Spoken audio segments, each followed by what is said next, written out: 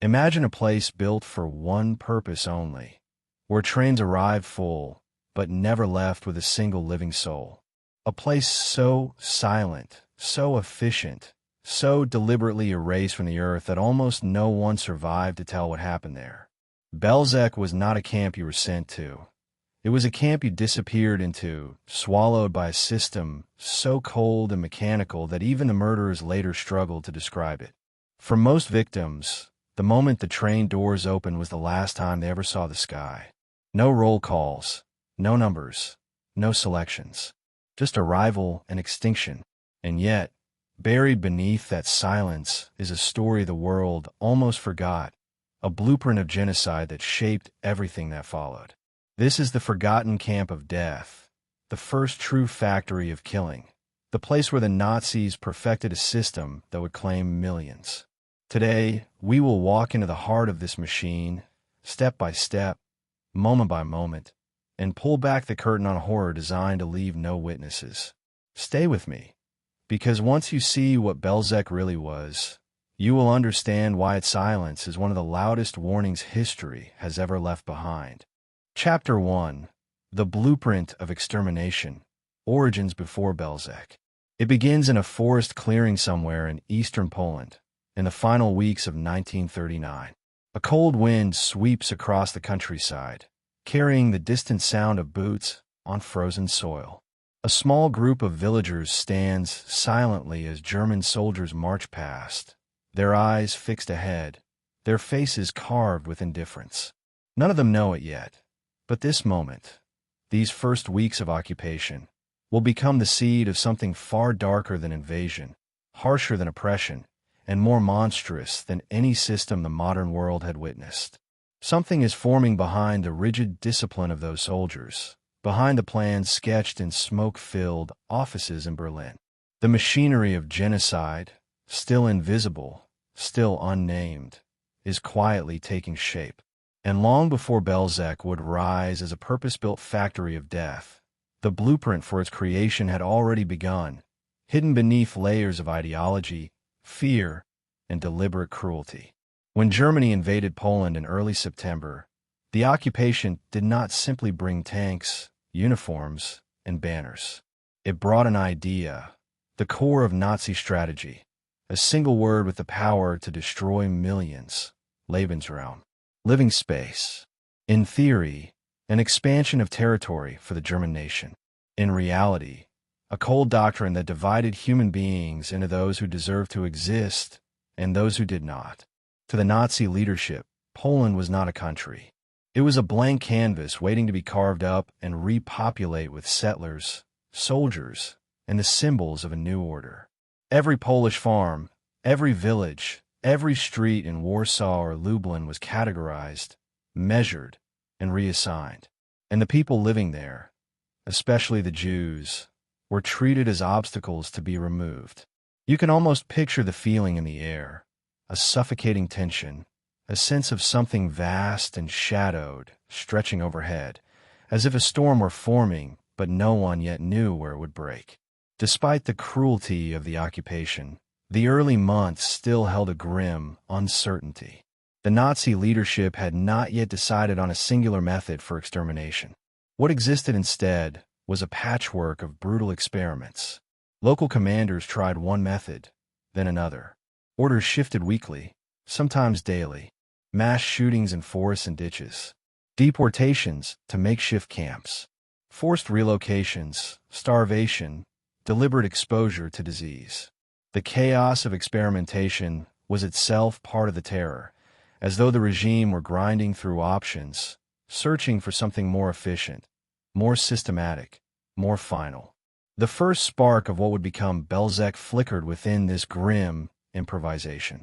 Across the newly occupied territories, the Einsatzgruppen, the mobile killing squads, arrived like an invisible plague. These units followed behind a regular army, slipping into towns just after the gunfire faded, their trucks filled with rifles, fuel, and carefully typed lists of names. Their task was simple in its wording, horrifying in its execution: eliminate political opponents, seize hostages, and ultimately murder entire Jewish communities. Villagers would wake to the sound of heavy engines and the short, clipped shouts of German orders. By nightfall, the fields would fall silent again, except for the birds circling overhead. The scale of these massacres grew with each passing week. Tens of thousands dead by winter, hundreds of thousands by spring. And behind every operation, a trail of paperwork flowed back to Berlin. Cold reports noting the number of Jews processed, as if killing were an administrative task. But these shootings, despite their cruelty, revealed an unexpected problem for the SS. They were slow, messy, often chaotic.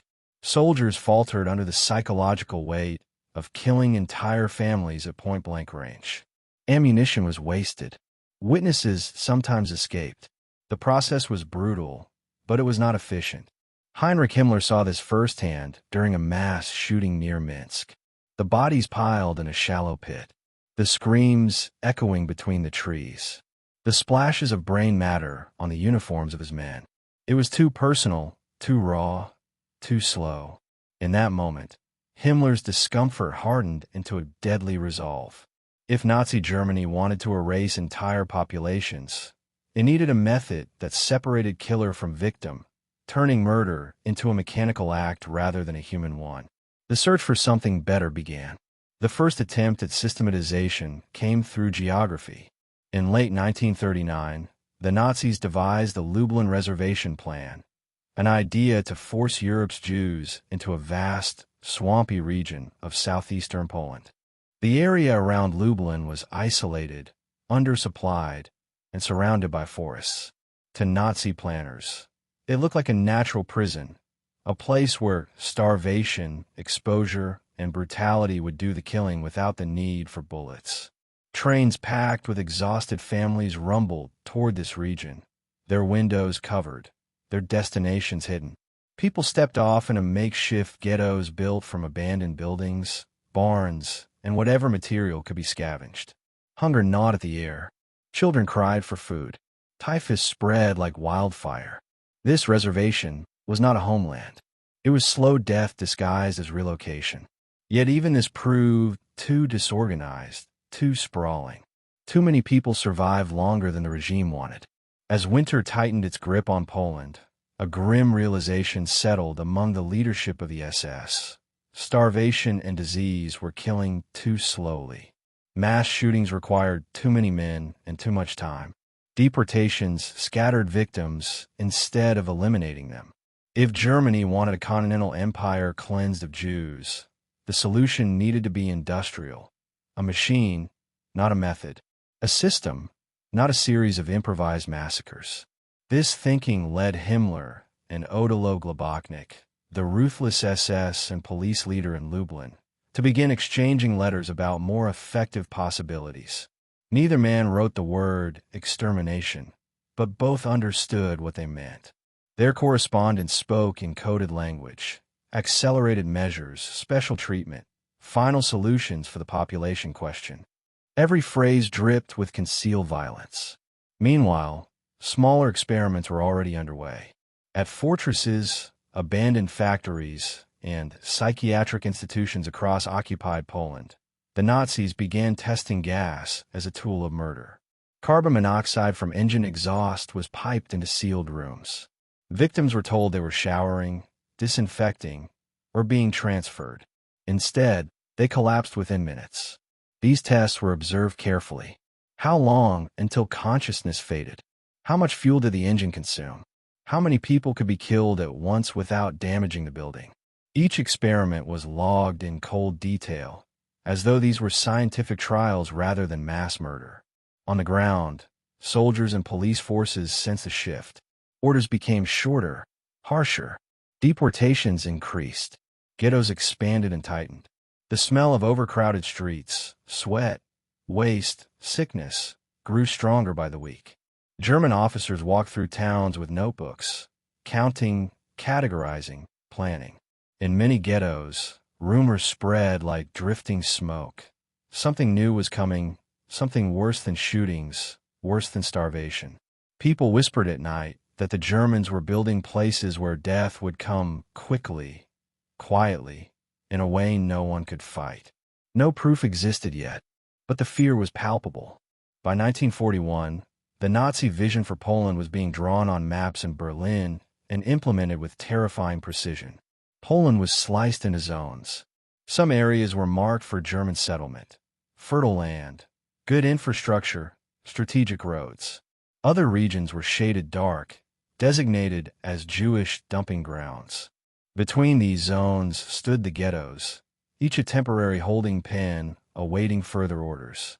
The logic was administrative, but the goal was annihilation.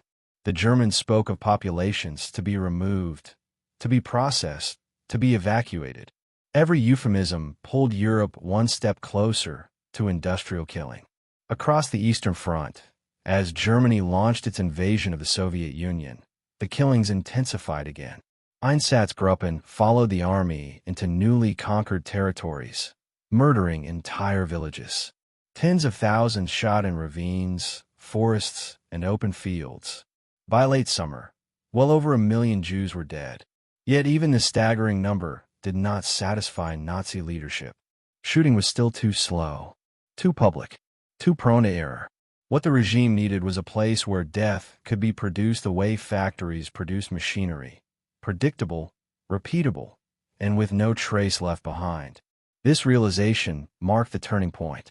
In the autumn of 1941, Himmler summoned Globoknik to discuss a new operation. The goal was simple to state and horrifying in its implications: build facilities in the general government for the rapid, large-scale extermination of Jews. Globoknik, ruthless and ambitious, accepted the task without hesitation. He chose one man to design the system: Christian Wirth, a decorated officer from the Tea for Euthanasia program, a man known for turning murder into bureaucracy. Together, they began to draft the architecture of what would become Aktion Reinhard. Their conversations were brief and coded, but the intent was unmistakable. And so, even before Belzec existed as a location or a construction site, the idea of it already lived. In those early mass shootings, in the reservation plans, in the experiments with gas, in the memos passed between Himmler and Globoknik. Belzec would not be created from nothing. It would be the product of every earlier method failing, every improvised atrocity being refined, every makeshift killing ground revealing its inefficiencies. By 1941, the Nazis were no longer searching for solutions. They were preparing to build them. The blueprint of extermination had been drawn. The only question that remained was where to place the first camp. The forests of southeastern Poland were quiet that autumn. Dark trees stood packed together, bending slightly in the cold wind. Train lines cut through the landscape like veins. And somewhere along those tracks, in a place no one yet noticed, the ground waited for the weight of concrete, the sound of hammers, and the arrival of men who carried blueprints designed to kill. The silence of that region would not last much longer, because the decision was coming, and when it came, it would change the fate of millions. Chapter 2. Aktion Reinhard begins. The decision to build Belzec. The decision came quietly, almost invisibly, as if history itself were holding its breath. It was late 1941, and deep inside the offices of the SS leadership in Lublin, a handful of men gathered around a table littered with maps, coded messages, and half-burned cigarette ends. Outside, the night wind scraped against the window panes. Inside, the conversation drifted between whispers and sharp, assured commands. No one raised their voice. No one argued. They all understood what was being set in motion, even if they refused to speak its true name. This moment, small, contained, almost unremarkable, would become the spark that ignited the deadliest phase of the Holocaust. This was the birth of Aktion Reinhard, and before long, the first camp of that program would rise in a quiet corner of southeastern Poland. Its name, Belzec. The world beyond those walls had already been reshaped by violence. By the autumn of that year, the German invasion of the Soviet Union had turned the Eastern Front into a battlefield of unimaginable brutality. The Einsatzgruppen were murdering Jews by the tens of thousands, carrying out mass shootings in ravines from Latvia to Ukraine. But even with this scale of killing, Himmler, and the SS leadership sensed the limits of what human beings could endure. Not the victims, but the killers themselves. Reports filtered back from the front lines describing soldiers shaken, nauseated, unable to continue shooting into crowds of families. There were complaints of inefficiency, of ammunition shortages, of operations taking far too long. The murder machinery was functioning, but not at the speed or scale the regime demanded. Something more controlled, more mechanical, more reliable was needed. A system that did not rely on the emotional stamina of its perpetrators. Something colder, something engineered. Odilo Globoknik, the SS and police leader in the Lublin district, stepped naturally into this role. Globoknik was ambitious, eager to prove that he could deliver results where others hesitated. He understood the ideological goals of the Nazi leadership, the extermination of the Jews of Poland, the clearing of space for German settlers, the transformation of occupied territory into a racial empire. But he also understood the logistical nightmare facing the SS. Millions of Jews lived in the general government. Ghettos were overflowing. Disease was spreading. The war effort was draining resources. Globoknik saw the pressure building, and he saw opportunity. If he could solve this problem, he would rise in rank, prestige, and favor. Belzec would be his solution. His attention turned to one man, Christian Wirth. Wirth was a violent, disciplined, and fanatically loyal officer who had earned a reputation for turning killing into procedure. He came from the T4 euthanasia program, where disabled Germans had been murdered in secret using gas chambers disguised as showers.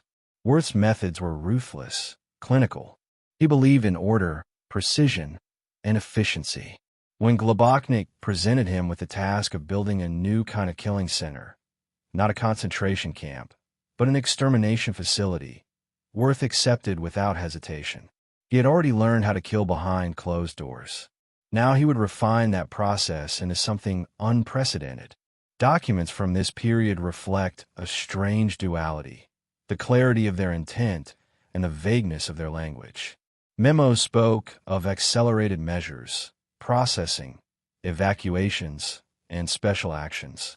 Each phrase carried a hidden meaning. The men reading these documents knew exactly what was being proposed, but the bureaucracy demanded euphemisms. In a sense, the language itself became part of the violence. It shielded the perpetrators, obscured the crimes, and made murder appear administrative. The more coded the words became, the easier the decisions felt. Behind every typed page, an unspoken truth tightened its grip. The final solution was no longer a concept.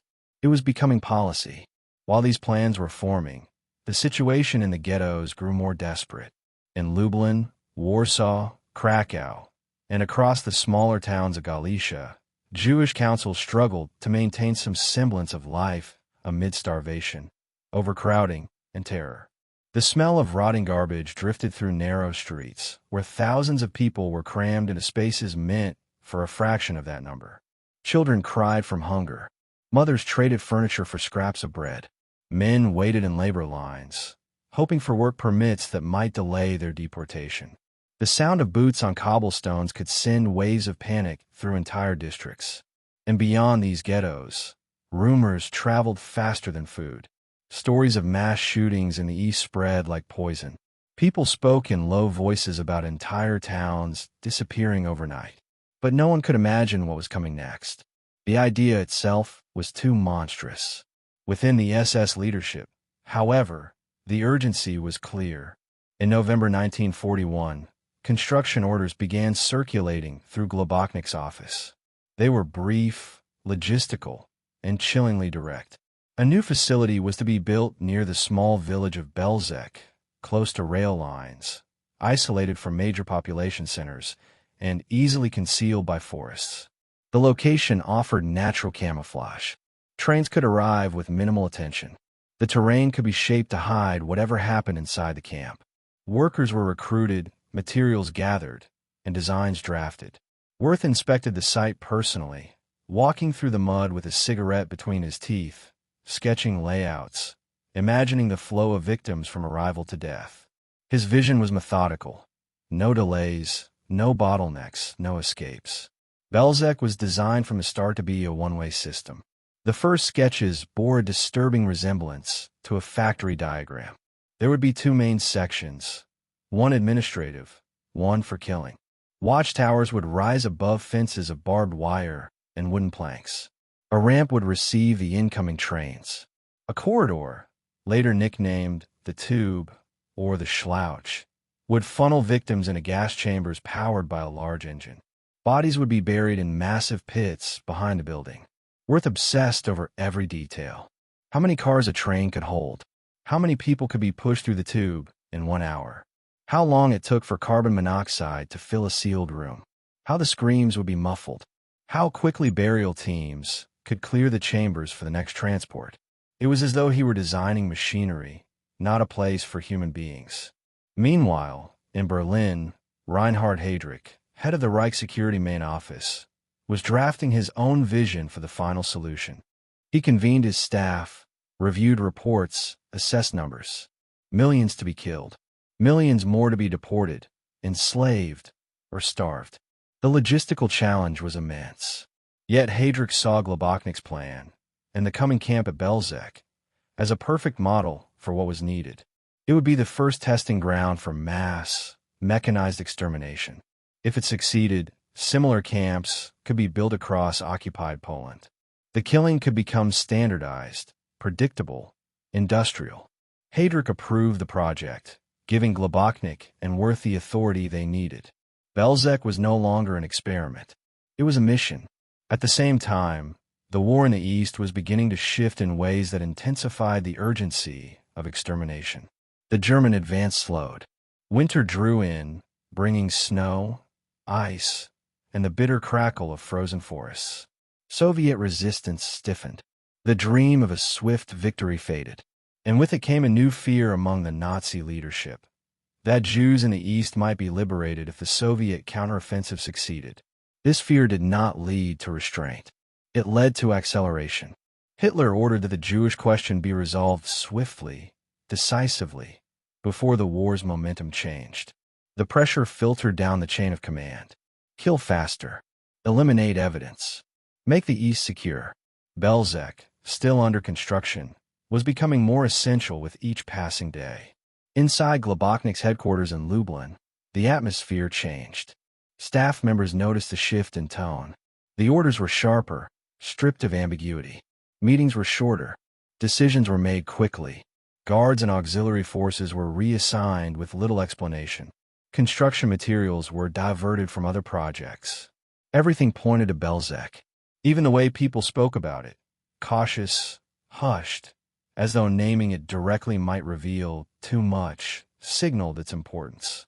Workers at the site noticed Wirth's relentless pace. He shouted instructions over the hammering of nails, paced between trenches, inspected the gas chamber foundations with a cold, appraising eye. He demanded speed, secrecy, and obedience. Locals living near the construction site sensed that something dark was forming. They watched German trucks arrive with timber, concrete, and machinery. They heard gunshots echo across the fields as guards tested their weapons. They saw fenced areas grow taller, wires stretch tighter, and patrols increase. But no one was told anything. The camp was officially described as a labor site. Some thought it was a POW camp. Others speculated it was a transit station. But the truth remained hidden behind its growing walls, known only to the men who walked the site with clipboards and pistols. Every element of Belzec was engineered with lethal precision. The train ramp angled perfectly for quick unloading. The undressing area was placed just far enough from the chambers to maintain control. The gas chambers were built with multiple rooms to kill several groups simultaneously. Even the burial pits were calculated for maximum capacity. This was murder scaled to mathematics. Human beings reduced to numbers, flows, and quotas. And the speed of construction reflected the urgency behind the project. By early 1942, the camp was nearly ready. The engine for the gas chambers arrived. Fences were reinforced. Guards from the Troniki training camp were deployed. A handful of Jewish prisoners were brought in as forced labor to dig, clean, and prepare the grounds. Their lives were temporary from the moment they arrived. As Belzec neared completion, the final preparations unfolded in Berlin. Heydrich issued new directives. Deportation plans were refined. Ghettos were surveyed to determine how quickly they could be emptied. Meetings were held in sleek government buildings where coffee was served and documents were passed across polished tables. In these rooms, genocidal policy was treated as a matter of scheduling, transport logistics, and territorial management. What happened in the East was reduced to bullet points and deadlines. Yet behind every line of ink, the shadow of Belzec loomed larger. By the time the Wannsee Conference was scheduled, everything was already in motion. Belzec stood ready, its chambers sealed, its gates locked, its guards trained. It waited like a silent metal mouth, ready to consume the first victims. And when the orders finally came, they were delivered without ceremony, without hesitation, without the slightest trace of doubt. Belzec was the first. It would set the template. Its success would determine the next steps of extermination. And so, as the winter of 1941 bled into the early months of 1942, the camp lay prepared in the quiet of the southeastern forests. Snow covered its roofs. Cold wind rattled the fences. The engines sat dormant, waiting to roar to life. Somewhere far from the camp, a train conductor prepared for his next assignment. Somewhere in a ghetto, a family gathered what little they had, unaware of their destination. Somewhere in Globoknik's office, final signatures were being added to orders that would send the first transports toward Belzec. The machinery was ready. The men were ready. The system was ready. And the first train was already being scheduled. The moment Belzec stepped out of blueprint and into operation was approaching. And when it came, the world would cross a line from which there was no return. Chapter 3. Choosing the Site. Why Belzec? It begins with a map, a simple, almost unremarkable map of southeastern Poland spread across a wooden table in a dimly lit office. Outside, the winter wind rattles the shutters. Inside, 3 men lean over the paper as if they were studying the terrain for a new farm, a new rail line, or a new industrial plant. But this was no ordinary project. This was the search for a perfect place to hide a crime the world had never witnessed before. Their fingers moved across forests, towns, and railway junctions like surgeons probing a body for a weak point, looking for a space where they could carve into the land without drawing attention. And as their eyes drifted over the Lublin district, they found it, a quiet village near the border of what was then the general government and occupied Galicia, a place surrounded by trees, cut through by a railway line, sparsely populated, isolated, almost invisible. They circled it on the map. The name was Belzec. Long before the first fence post was hammered into the ground, the logic behind Belzec was cold, calculated, and disturbingly methodical.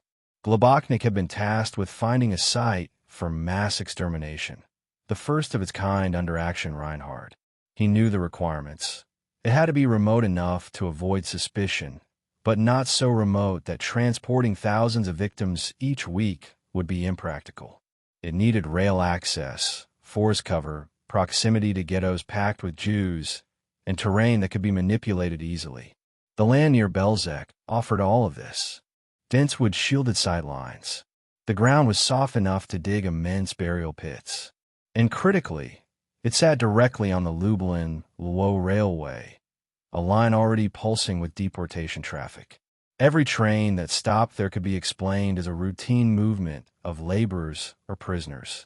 Everything about Belzec made it suitable for murder and for secrecy. But choosing the site was not just a matter of geography. It was psychological. The Nazis wanted a place that could swallow thousands without leaving a trace on the national conscience. A place where locals were too frightened or too powerless to question what they saw.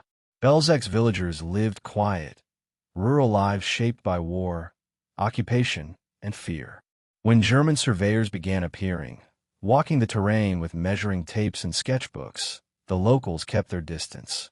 Rumors spread, maybe a labor camp, maybe a storehouse, maybe a military installation. Few could imagine anything worse.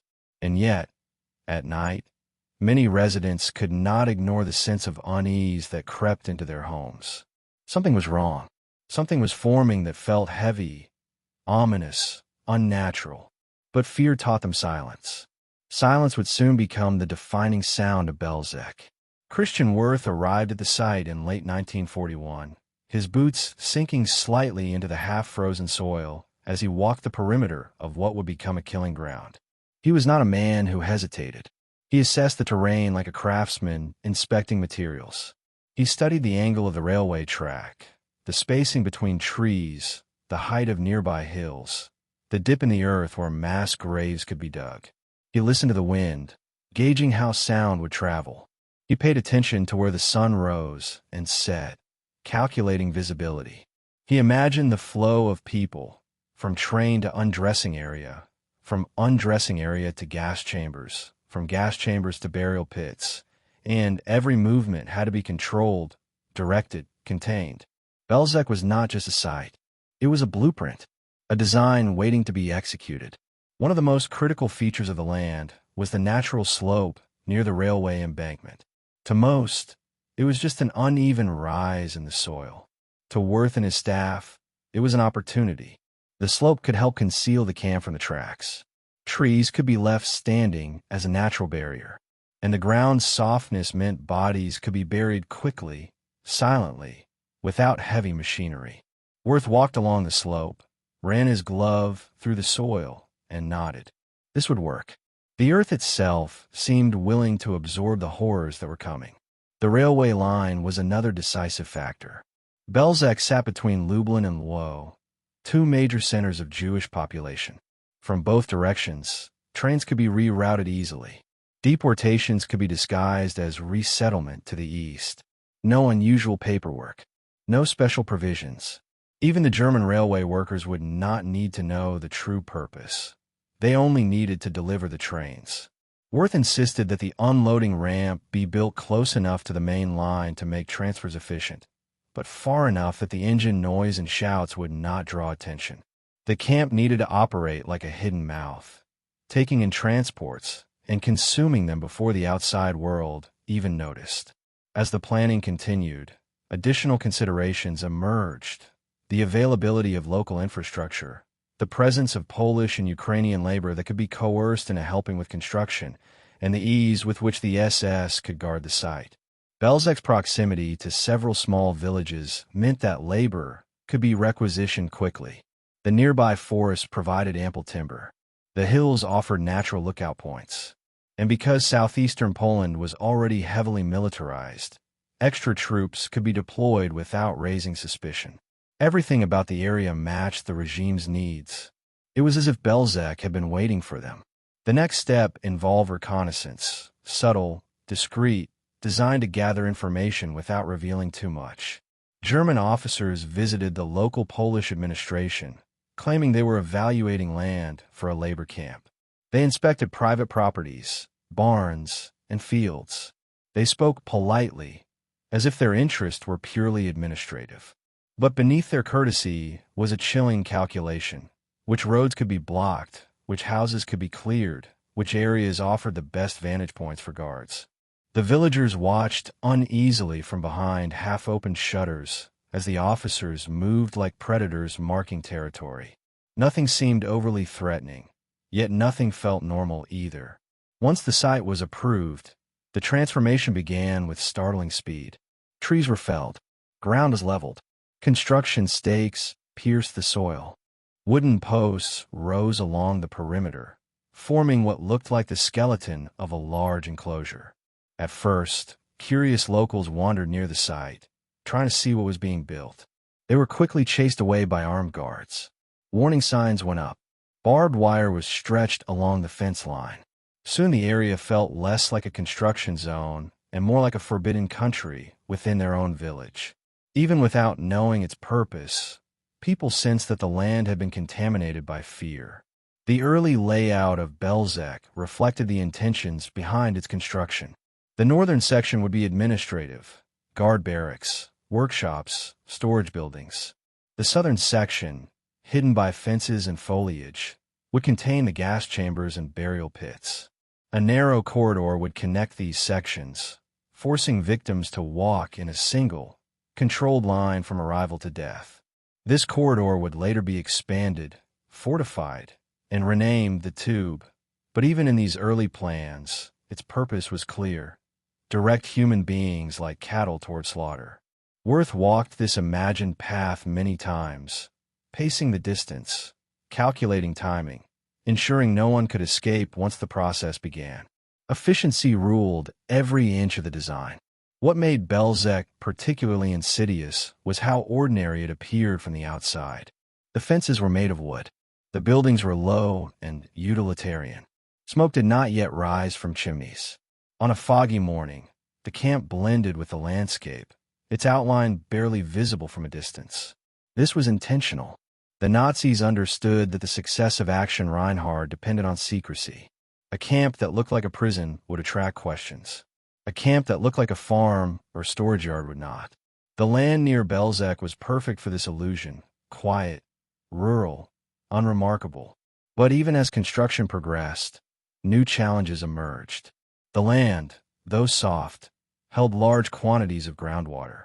Digging deep burial pits became difficult. Water seeped in, filling the trenches before they could be completed. Wirth responded with characteristic brutality. He forced Jewish laborers to continue digging until their hands were raw, until their bodies shook from exhaustion, until the pits were deep enough to hold thousands of corpses. Many laborers were executed once their work was done.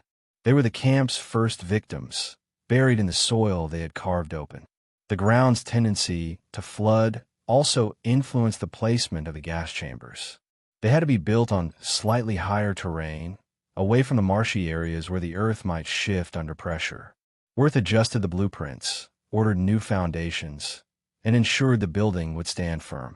The gas chambers were the heart of the camp, and he would not allow nature to interfere. He had learned through TIFOR that gas chambers must be airtight, durable, and easy to clean. Belzec soil dictated the location, but Wirth dictated everything else. There was another reason Belzec was chosen: its psychological distance from major urban centers. Unlike Warsaw or Krakow, where secrets struggled to stay hidden, Belzec was a place where disappearances could occur without echo. The victims would come from ghettos far away. The locals would see the trains, but never the bodies. Rumors could be dismissed as wartime exaggeration. In a world drowning in violence, Belzec could operate unnoticed. And that was exactly what the Nazis wanted: a place where genocide could begin quietly, before the world realized what was happening. By early 1942, construction was nearly complete. The fences stood tall. Guard towers rose above the tree line. The chambers had been built, sealed, and inspected. Wirth walked through the site with a sense of grim pride. Everything was in place. The land had been reshaped into a killing machine. The forest stood silently around it, as if holding the last breath before a storm. And just beyond the tracks, a train could be heard in the distance, a reminder of the system that would soon feed Belzec with its endless human cargo. The choice of Belzec was no accident. It was a convergence of geography, ideology, logistics, and cruelty. A place that allowed murder to occur at speed and in silence. A place that could disappear into the landscape for decades. A place that served as the testing ground for a new kind of genocide. By the time the final gate was locked, the decision had already sealed the fate of hundreds of thousands. The land itself seemed to know the weight it would soon carry. And as winter began to fade, and the first whispers of spring touched the forests of southeastern Poland, the camp stood ready. The gas chambers were prepared. The pits were dug. The guard were trained. The trains were scheduled. Belzec waited, silent, hungry, and hidden, for the moment it would step out of planning and into operation. The first victims were already being gathered, unaware of the place that had been chosen for their final destination. And within days, the camp's quiet readiness would give way to the sound of the first arriving transport. The machinery of death was about to awaken. Chapter 4: Building a Machine of Death. Construction of Belzec. The first hammer struck the frozen earth with a dull, hollow sound, echoing across the quiet fields of southeastern Poland like warnings that no one could yet interpret. It was late 1941, and the winter sun hung low, casting long shadows over the patch of land that had been chosen. Men trudged through mud and frost, hauling timber, digging trenches, dragging coils of wire across the soil. From a distance it looked like a construction site, another wartime project, nothing more. But if someone had stood close enough to hear the clipped German orders, the crack of rifle butts against backs, the desperate breathing of the Jewish laborers forced to work until they collapsed, they would have felt the truth pulsing beneath the surface. Belzec was not being built to hold people. It was being built to destroy them. And every swing of a hammer, every shovel of dirt, every bore that was nailed into place carried the weight of a horror that would soon unfold with mechanical precision. Christian Wirth arrived early each morning, long before the workers tasted their first water or the guards lit their first cigarette. He walked the grounds with a grim determination, boots crunching over ice, cigarette smoke curling around his face as he surveyed the progress. He carried with him a small notebook, sketches, calculations, designs drawn with the same cold detachment a foreman might use when planning a factory layout. Except this factory was meant for killing. Wirth was not building a place where people would labor or be in prison long-term. He was building a system, a process, a machine in which human beings moved through in one direction only. Every structure, every pathway, every fence line had a function. Efficiency was the lifeblood of his vision, and the land around Belzec was being shaped to serve it. The first task was laying out the perimeter. Wooden posts were rammed into the earth, connected by thick strands of barbed wire. Fresh snow clung to the sharp metal spikes, giving them an almost deceptive softness. But beneath the snow were teeth, cold, unyielding, meant to tear flesh if anyone tried to climb or break through. The guards patrolled the perimeter with rifles slung over their shoulders, boots leaving crisp imprints behind them as they circled the skeleton of the rising camp. Wirth insisted that the fence be reinforced with brushwood and branches to block the view from outside. No one should see what happened within these walls. And for those inside, there should be no path out. Next came the barracks, simple, wooden structures with narrow windows and low roofs. These buildings would serve as guard quarters, workshops, storage spaces. The air inside filled quickly with the smell of fresh-cut timber, sawdust, and the sweat of the forced laborers who worked under the lash of German and Ukrainian overseers. The workers moved like shadows, thin and exhausted, their fingers numb from cold, their breath freezing in the air. Many had already been pulled from nearby ghettos, promised labor in exchange for survival. But the lie clung to them like a thin blanket, barely offering warmth, but enough to keep them working. Their lives were temporary. Their bodies were tools. Once Belzec was ready, most would be buried beneath its soil. As the barracks took shape, work began on the most crucial structure of all, the gas chambers. These would be the heart of the camp, the engine of annihilation. Wirth stood for hours, arms crossed, watching the foundation being laid. He knew from the T4 program exactly what was required. The building had to be airtight, the walls thick enough to contain the screams and pounding fists. The doors reinforced, each with a small peephole covered by metal shutters so guards could check if the victims had collapsed. The chambers were built in a row, small at first, each one able to hold dozens of people. Later, they would be expanded, redesigned for greater capacity. But even the first version represented a leap in killing efficiency. Wirth wanted the process streamlined so that each group could be murdered in minutes, the bodies removed rapidly, and the chambers prepared for the next transport. Time was his obsession. Death needed to be swift. The line of human beings entering the chambers had to move like a conveyor belt. Behind the gas chambers, massive pits were dug, deep trenches carved into the earth with shovels and bare hands. The soil turned dark as the workers labored, sweat dripping onto the frozen ground, steam rising from their bodies in the frigid air. Some pits stretched for dozens of meters. The sides were steep, the bottoms slick with icy mud. To an ordinary observer, They might have looked like foundations for underground storage or anti-tank defenses. But the truth was far grimmer. These pits were graves, designed to hold thousands of bodies at a time. Workers who slowed down were beaten. Those who tried to rest were kicked. Those who collapsed were shot and pushed into the pit they had been forced to dig. The ground absorbed them without ceremony. Belzec was claiming its first victims before it even opened. Construction of the Schlouch, or the tube, was one of the most chilling phases. This narrow, fenced pathway would guide victims from the undressing area to the gas chambers. Wirth demanded that it be built with high wooden planks on either side, angled inward to prevent climbing. Barbed wire ran along the top.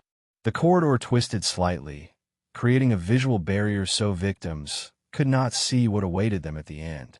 Workers hammered boards into place while guards barked orders. The sound of nails piercing wood mixing with the low groans of men who sensed they were building something monstrous. Wirth tested the pathway himself, walking its length with long strides, timing the movement, adjusting details to control the flow. He treated the tube as a crucial component of the machinery.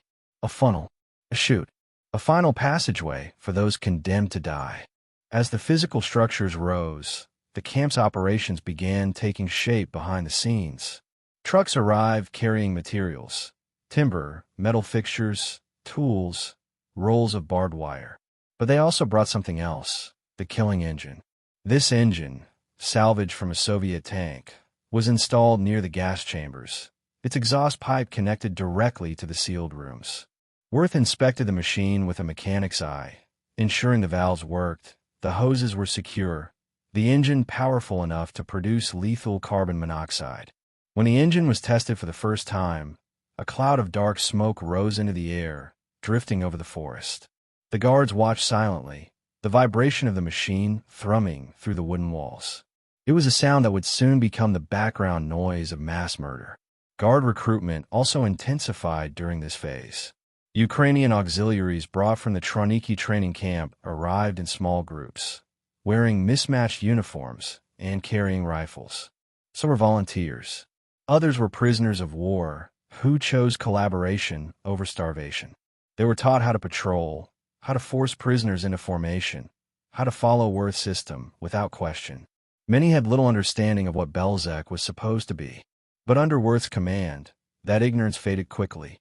He drilled them relentlessly, screamed orders until his voice cracked, beat them if they hesitated. He wanted obedience, not conscience.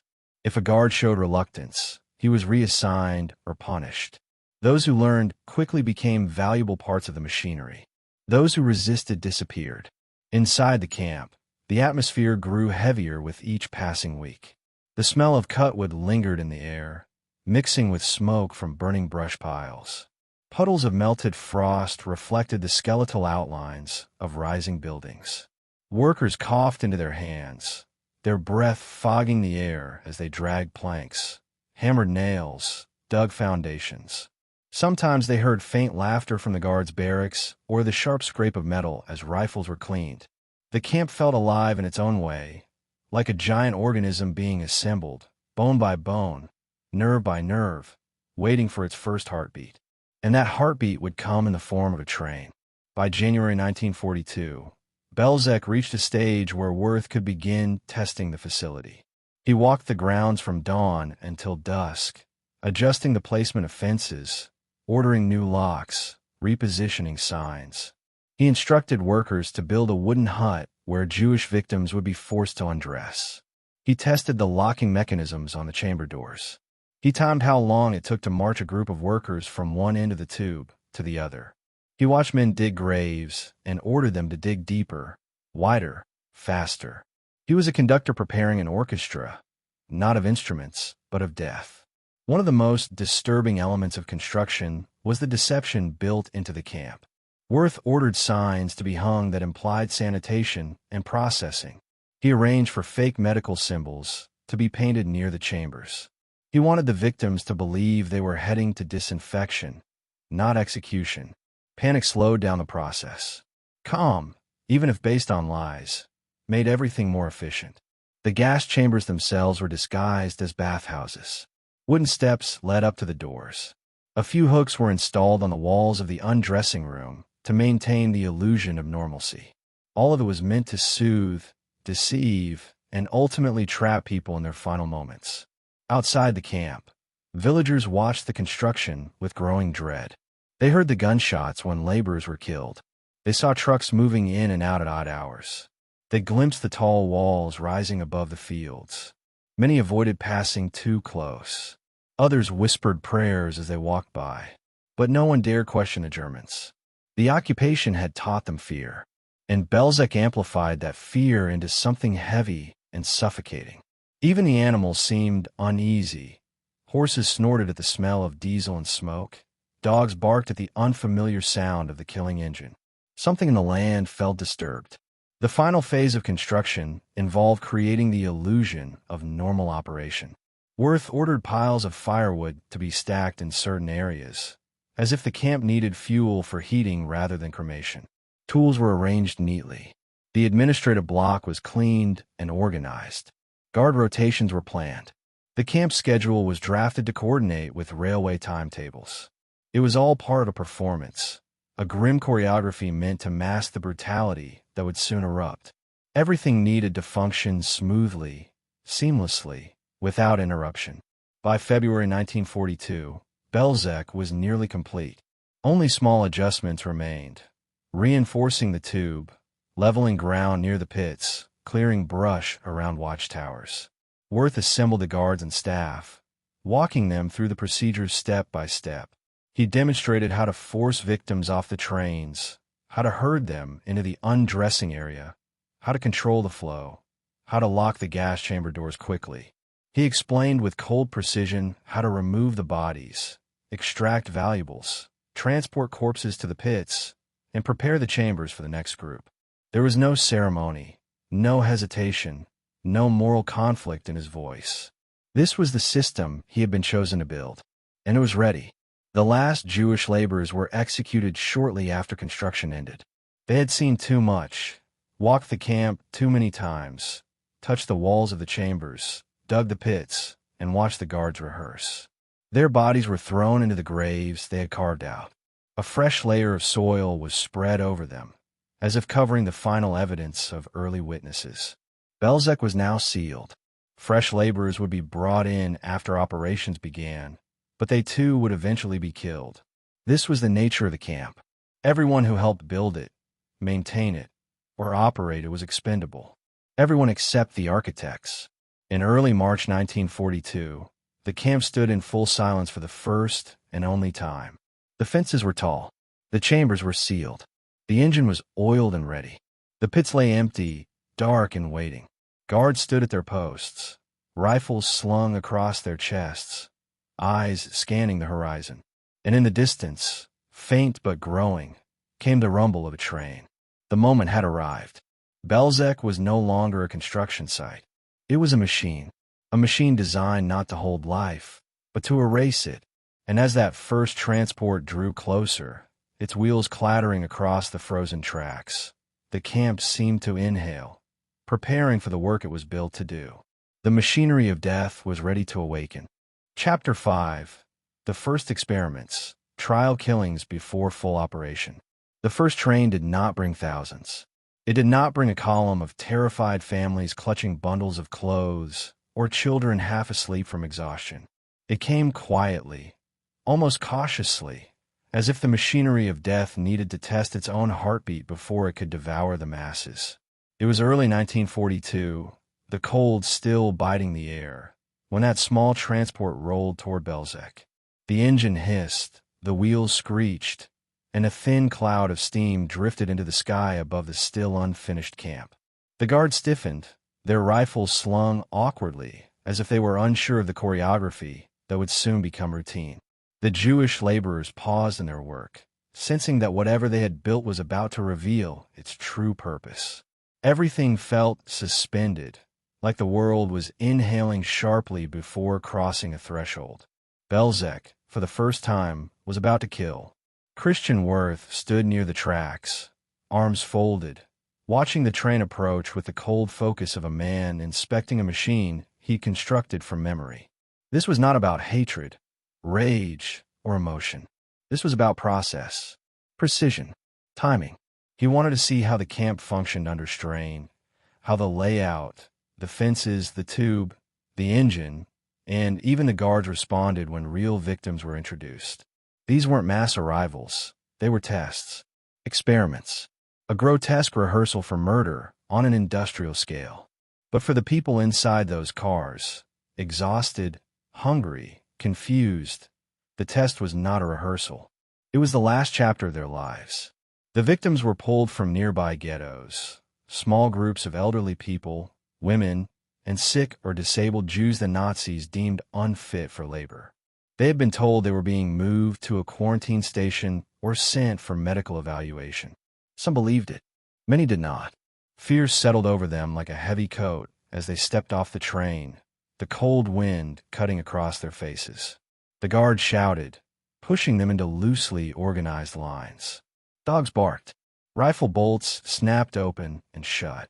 And above it all, the camp seemed to stare back at them with a blank, wooden expression, silent buildings, tall fences, and narrow pathways waiting to be filled. Wirth had ordered that the first experimental killings be kept small. He wanted to test the engine, test the airflow, test the sealing of the chambers. He wanted to see how long it took victims to move through the tube, how they reacted under pressure, whether panic slowed the flow. He wanted to time the death process down to the minute. In his mind, murder was not an act. It was a sequence, and sequences could be perfected. As the first group was marched into the undressing barracks, the guards watched with unease. They had trained for weeks, but training could not prepare them for the sound of real fear. The elderly man who hesitated at the door, the mother clutching her child with trembling fingers, the woman whispering a prayer under her breath. The interior of the barracks was cold and dim, scattered with benches and crude hooks on the wall. The victims were ordered to remove their clothing. Some complied numbly. Others resisted until they were beaten. The guards' voices were sharp, impatient, as though even their cruelty had not yet settled into the rhythm that would define Belzec later. This was still new, still unstable, still human in a disturbing way that would soon fade as they hardened. When the victims stood naked and shivering, Wirth signaled the guards to move them into the tube. The corridor stretched ahead, wooden planks towering over them, barbed wire curving inward, the ground uneven beneath their bare feet. The smell of damp wood and frozen earth hung in the air. Some victims hesitated, confused by the strange structure. It looked like a chute for livestock or a loading channel in a slaughterhouse. And perhaps in their final moments, some understood exactly what it was meant to be. The guards shoved them forward, the line stumbling ahead as the dying winter light filtered through gaps in the fencing. At the entrance to the gas chambers, the victims were met with a wooden ramp leading to a row of thick, sealed doors. A sign above one of them read bath and inhalation room. The lie was crude, but in the chaos, some clung to any small hope. Wirth observed from a distance, his eyes flicking between the victims and the guards. He noted how many steps it took to move each group forward, how long arguments delayed the flow, how quickly the doors could be slammed shut. Everything was timed. Everything was studied. Inside the chamber, the cold air clung to the walls. The victims were packed tightly, too tightly, because early mistakes were expected. Wirth wanted to know how many bodies the room could realistically hold. He listened to the muffled thumping, the cries that rose and fell like waves behind the wooden walls. Then he gave the order. The killing engine coughed to life, its exhaust pipe trembling as the fumes rushed through the hose and into the chamber.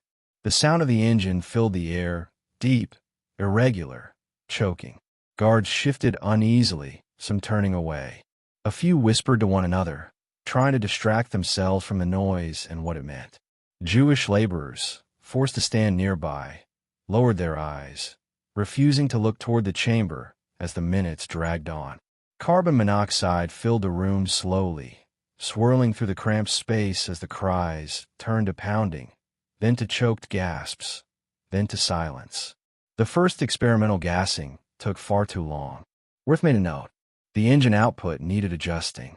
The sealing around one of the doors was imperfect. Efficiency demanded improvement. The victims were simply part of the experiment. When the engine finally fell silent, Wirth gestured to the Jewish laborers. They approached hesitantly, faces pale, hands shaking as they unlocked the chamber door. A wave of heat, sweat, and excrement rushed out, hitting them like a physical force. The bodies inside were heaped against the far wall, twisted together in a grotesque mass. Some had clawed at the wood so desperately that splinters stuck in their fingernails. Others bore expressions frozen in terror or agony. The laborers tried not to retch as they dragged the corpses out, their feet slipping on the wet floor. Wirth watched calmly. He was not moved. He was evaluating. The removal process was too slow. The chamber would need modifications. The burial pits were in the correct location, but perhaps should be widened. Everything in his mind became a problem to solve. The corpses were dumped into the first pits, their bodies thudding against the cold ground. Lime was scattered over them. More earth was shoveled on top. The pits were designed to hold thousands, and this first group barely filled a corner. But the earth was cold and hard, and the process took more time than Wirth wanted. He made another note. More workers would be needed. More tools. Perhaps mechanized diggers. The human labor force was too slow. The pits would eventually need to be expanded anyway, once full operations began. Efficiency was everything. Over the next days, more small transports arrived. A few dozen people here, 100 there. Each group became part of a new test. Different timings, different chamber configurations, different guard formations, adjustments to the tube, changes to the lies told at arrival. Wirth walked through the camp with a furrowed brow, calculating distances, watching the guards' coordination, studying how fear affected the victims' movements. He was not training his men to kill. He was training the camp to kill. The killing engine malfunctioned during one trial. The fumes took too long to accumulate. Victims inside the chamber screamed for nearly half an hour. Guards grew agitated. Wirth exploded with rage, slapping a mechanic across the face, shouting until his voice cracked. Murder should never take that long. It wasted time. It caused panic. It disrupted the schedule. He ordered immediate repairs and demanded better ventilation control. The next test ran faster. Wirth was satisfied. The process was being perfected. During each experimental killing, the guards became more accustomed to the rhythm. The first time, some had looked away, their hands trembling slightly as they locked the chamber doors. But repetition forged numbness. By the 6th or 7th trial, their movements became automatic. They shouted with more confidence, struck victims with less hesitation, pushed the process forward with a mechanical efficiency that mirrored the system itself. The transformation was chilling to witness. Men who had once flinched were now functioning as cogs in a machine they barely understood. The Jewish laborers, however, felt the transformation more sharply than anyone. With each new test, they saw more bodies, smelled more death, handled more corpses. They dug fresh pits beside older ones, their hands blistered and bleeding. They dragged bodies from chambers until their arms shook uncontrollably. They learned the rhythm too, not through practice, but through survival. They realized that every improvement in the camp's killing efficiency meant fewer days before they themselves would be eliminated. Some whispered prayers as they worked. Others cried silently. A few began to plan desperate escape attempts, knowing the fences and guards were nearly impossible to overcome. But none succeeded. Belzec was tightening around them like a noose. Outside the camp, life in the nearby villages remained deceptively normal. People saw trucks coming and going. They heard occasional gunshots. They noticed the construction continued, even after the camp looked finished. But the experiments were kept quiet. The Nazis conducted them early in the morning or close to dusk, when fewer villagers were outside. The smoke from the engine dissipated quickly in the winter air. The cries from the chambers were muffled by thick walls and the constant presence of guards. Belzec was perfect for secrecy. Its design swallowed evidence as easily as it swallowed lives. By late February, after several rounds of trial killings, Wirth considered the system functional. The chambers worked, though expansions were already planned. The tube controlled movement effectively. The guards had found their rhythm. The burial pits were workable, though the soil remained a concern. But the overall machinery, this grotesque assembly line of death, was now operational. Not fully, not efficiently, but enough to kill on a scale the world had never seen before. And so Wirth sent word to Globoknik. Belzec was ready. The experiments were complete. The camp could now accept full transports. It could receive thousands. It could kill them within hours. It could bury them within days. The machine had been tested, refined, hardened. In the ghettos of Lublin and Lwow, people began hearing rumors of a new destination, a place called Belzec, a place from which no one returned. They whispered the name at night, their voices shaking, but they did not yet know the truth. They did not know the camp had already begun its work, that dozens had already died in its chambers, that the system was waiting, quietly, efficiently, for them. The stage was set. The machine was humming beneath the surface. And in the first weeks of March 1942, the first massive transports were being assembled. Long lines of families dragged themselves through ghetto streets, clutching whatever they could carry, believing they were being resettled to the east. Children asked where they were going. Parents pretended to know. Everyone stepped forward under the shadow of a lie. And in Belzec, Wirth waited. The gas chambers were cleaned. The engine was primed. The pits were open. The guards stood ready at their posts. The tube lay empty, a wooden throat waiting to swallow its first thousands. The experiments were over. The real killing was about to begin. Chapter 6, March 17th, 1942. Belzec begins mass extermination. The morning of March 17th, 1942, began like so many others in occupied Poland. A thin veil of frost on the ground, a pale sun struggling through clouds, the distant echo of boots marching on cobblestone. Yet something in the air felt different, sharper, heavier, as if the land itself sensed what was about to happen.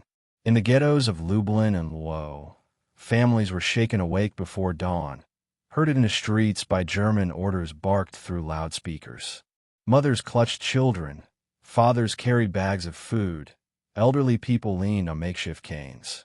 A blanket of confusion smothered the crowds.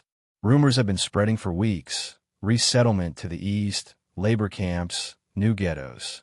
No one knew the truth. But the tension, the smell of fear rising from thousands of bodies pressed together, revealed that whatever awaited them was not a new beginning.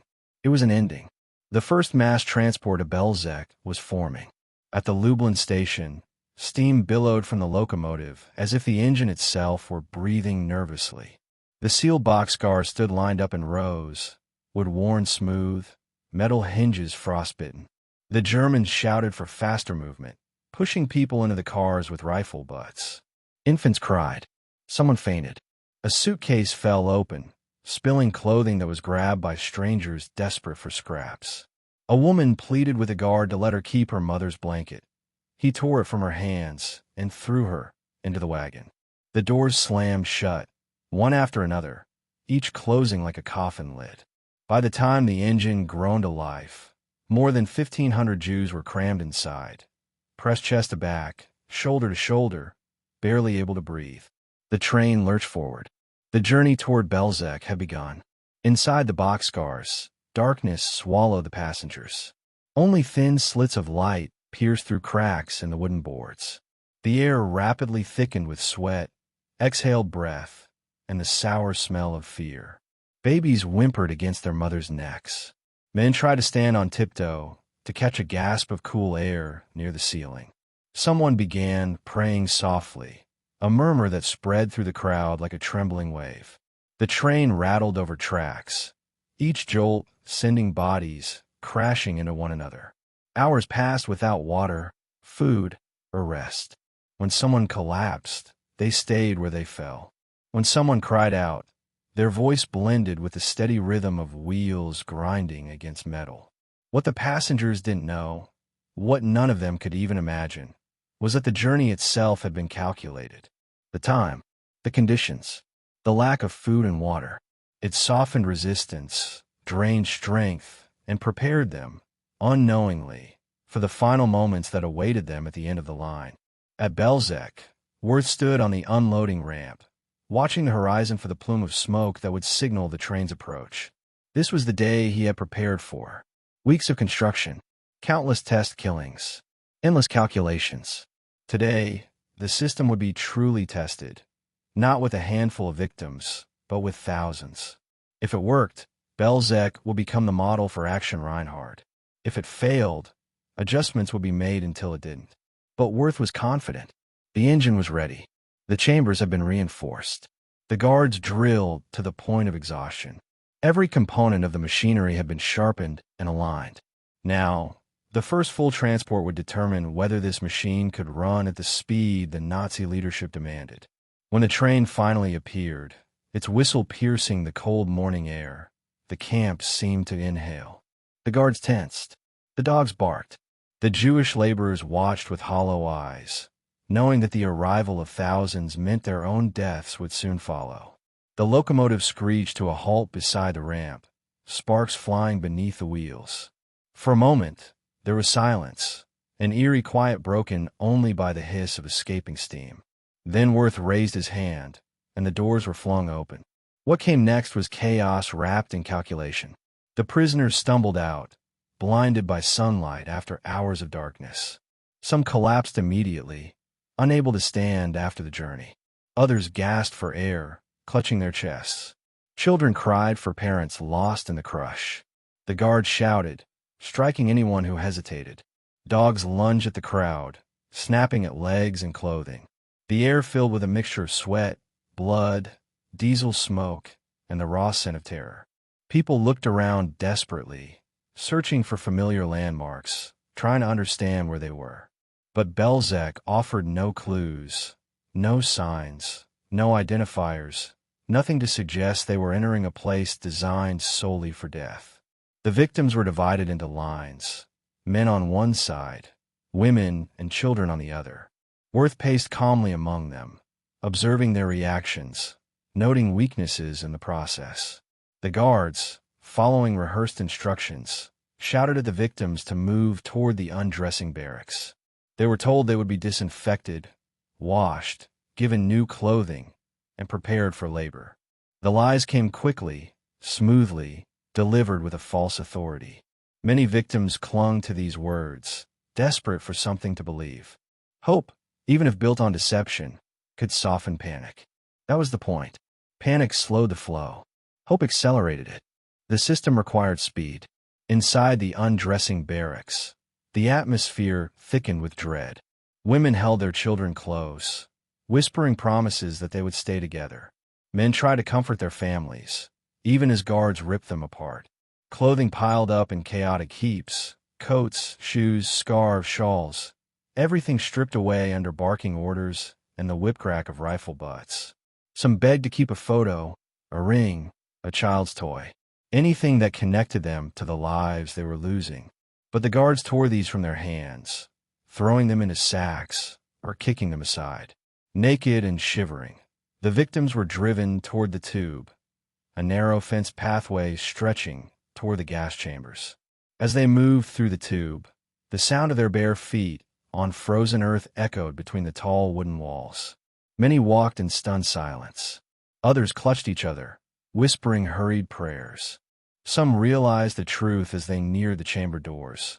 The smell of exhaust fumes lingering in the cold air, the frantic pace of the guards, the complete absence of anything resembling a shower or medical station.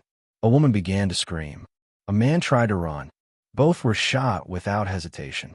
Their bodies were dragged aside, blood staining the soil that had been turned and frozen so many times it no longer reacted to death. At the gas chamber doors, guards shoved the victims inside, so tightly that bodies pressed together like a single trembling mass. Children clung to their mothers' legs. Elders gasped for breath, crushed by the weight of those behind them. The chamber walls, cold and damp, trapped their voices as the door slammed shut. The metal latch clanged into place. A guard sealed the edge with a heavy bar. Another locked the secondary bolt. Wirth signaled the engine operator. The tank engine roared to life, its vibrations shaking the ground. The pipe connecting the exhaust to the chamber trembled as the fumes rushed inside. The sound of the engine drowned out the screams. The thumping against the wooden walls lasted minutes, longer than Wirth wanted. He checked his watch, tapping his finger impatiently. After a few minutes, the pounding softened. Then there was only the engine's steady growl. Then silence. He gave the signal. The engine went quiet. The door was unsealed, and a wave of heat, excrement, and human anguish surged outward as the bodies collapsed onto the ground in tangled heaps. The chamber floor was slick with sweat and urine. The bodies were still warm. The guards refused to enter. Jewish laborers were forced inside, gagging on the stench, their eyes watering as they dragged the corpses toward the pits using hooked poles. Their hands slipped on limbs, their feet slipped on blood. The sickening sound of bodies striking the earth echoed across the site. This process repeated again, and again, and again. The transport from Lublin was only the first. A second train from Lwów arrived that afternoon. The guards were exhausted, their faces flushed and eyes bloodshot. But Wirth pushed them harder. Belzec was not built for rest. It was built for throughput. Every group that entered the tube had to move faster than the one before. Every gassing had to be quicker, cleaner, more efficient. The bodies had to be removed with greater speed. The chambers sealed more tightly. The pits filled more evenly. Wirth believed that if Belzec was to become the model camp of Aktion Reinhard, then the first day needed to demonstrate what the camp could accomplish. And so, by nightfall, as the cold returned and frost settled again on the ground, Belzec had killed more than 2,000 people in less than a single day. Fires burned near the pits, illuminating the guards who stood watch with hollow expressions. Dogs paced restlessly, their noses twitching at the smell of death. The Jewish laborers stumbled through the darkness, bodies sore, faces pale, hands shaking as they shoveled earth over the mass graves. Some wept silently. Others had no tears left. Above them, the night sky stretched black and indifferent, hiding the smoke drifting upward from the engine and burial pits. Inside the camp office, Wirth recorded the day's numbers: arrivals, process duration, engine performance, chamber capacity. He wrote it all with clinical detachment, his pen scratching over paper as if he were accounting for deliveries at a warehouse. To him, the victims were not people, but units in a system, numbers moving through a mechanism he had designed. And the system, though imperfect, had worked. Not smoothly, not flawlessly, but it had worked. News of the day's killings traveled quickly through Globoknik's office in Lublin. The SS leadership was pleased. The scale of murder exceeded expectations. Adjustments would be made, but the foundation was solid. Belzec had proven itself, not as a camp, but as a machine. And that machine would only accelerate. In the ghettos, word spread in fragmented whispers. People noticed the families who had been deported that morning did not return. They noticed the trains that left full and came back empty. Someone claimed they had seen smoke in the direction of Belzec. Another said they heard gunfire near Tomaso. Fear rooted deeper. Panic tightened like a fist. But it was already too late. Deportation lists were being prepared. Schedules were drawn. More trains were being assigned. Belzec had awakened. Its chambers were warm with the residue of the day's killings. The pits held their first thousands. The engine still radiated heat, and the tube lay empty, waiting for the next line of victims to walk its length. March 17th was not just the beginning. It was a blueprint for the days and months to come, a demonstration of what Belzec could achieve. And as the guards crawled into their bunks, exhausted but hardened, they knew they would wake tomorrow to do it all again. Because now that the machinery of death had begun its work, there was no intention of stopping. Millions depended on its momentum. Millions who had not yet heard the name Belzec, but soon would, not as a destination, but as a grave. Chapter 7. The Killing Factory Refined. April to June 1942. The first days of mass killing at Belzec were chaotic, rough, uneven, brutal in a way that revealed both the camp's potential and its weaknesses. But by April of 1942, something began to shift. The clumsiness of the first transports started to disappear. The confusion of the guards hardened into routine. The terror of the victims, though still raw and overwhelming, no longer slowed the machinery. Belzec was beginning to find its rhythm, a deadly rhythm, a rhythm that pulsed with the efficiency the Nazis demanded. And as spring crept across southeastern Poland, the camp transformed from a crude killing ground into a fully functioning extermination factory, one capable of swallowing thousands of lives every day, quietly, swiftly, relentlessly. The changes began with Wirth. He had studied every mistake from the camp's first weeks, the long delays in unloading trains, the chaos in the undressing area, the engine failures, the bottlenecks in the tube. Every inefficiency was a personal failure to him, a flaw in the system he had promised Globoknik would operate with mechanical precision. He walked the camp with a clipboard, barking orders, slapping guards, pointing to weaknesses in the fences, shouting at laborers who moved too slowly. Nothing escaped his notice. If a door hinge squeaked, he heard it. If a guard hesitated, he saw it. If a corpse removal team took too long, he demanded to know why. Belzec could not function with hesitation. Murder had to move at the pace he set, and he set it fast. The first major refinement was structural. The original gas chambers, small, cramped, built in haste during the winter, were not large enough to handle the growing number of deportations. Trains were arriving daily, each packed with more than 1,000 victims. If the chambers couldn't kill that many quickly, bodies would pile up, delays would grow, and the entire operation would become unstable. So Wirth ordered the old chambers demolished. In their place, a larger building was designed, one with multiple rooms capable of holding far more people at once. Construction began almost immediately. Jewish laborers were forced to tear down the old structure, their hands bloody and raw from pulling apart frozen boards. Then they built the new one, thicker walls, reinforced doors, larger interiors. Every blow of a hammer helped create a more lethal heart for the camp. While construction progressed, Belzec's killing continued without pause. The temporary chambers still operated, even as new ones rose beside them. Victims from Krakow, Tarnow, and surrounding villages arrived in steady waves, the sound of their trains blending with the clatter of construction tools. There was no break in the schedule. The camp simply adapted, killing with one hand, building with the other. Jewish laborers moved among corpses by morning and hauled timber by afternoon. Their bodies weakened from starvation, their eyes hollow, their movements automatic. They lived in a constant fog of fear, exhaustion, and dread, never knowing when Wirth would decide their usefulness had ended. The new chambers would soon remove any need for them at all. One of the most horrifying evolutions during this period was the shift from burial to partial cremation. The pits behind the chambers were filling too quickly. Warm weather brought insects, an unbearable stench. The smell clung to the camp like an invisible fog, sweet, sickly, unmistakable. Even the guards gagged at times, covering their noses with cloth. Wirth responded with savage ingenuity.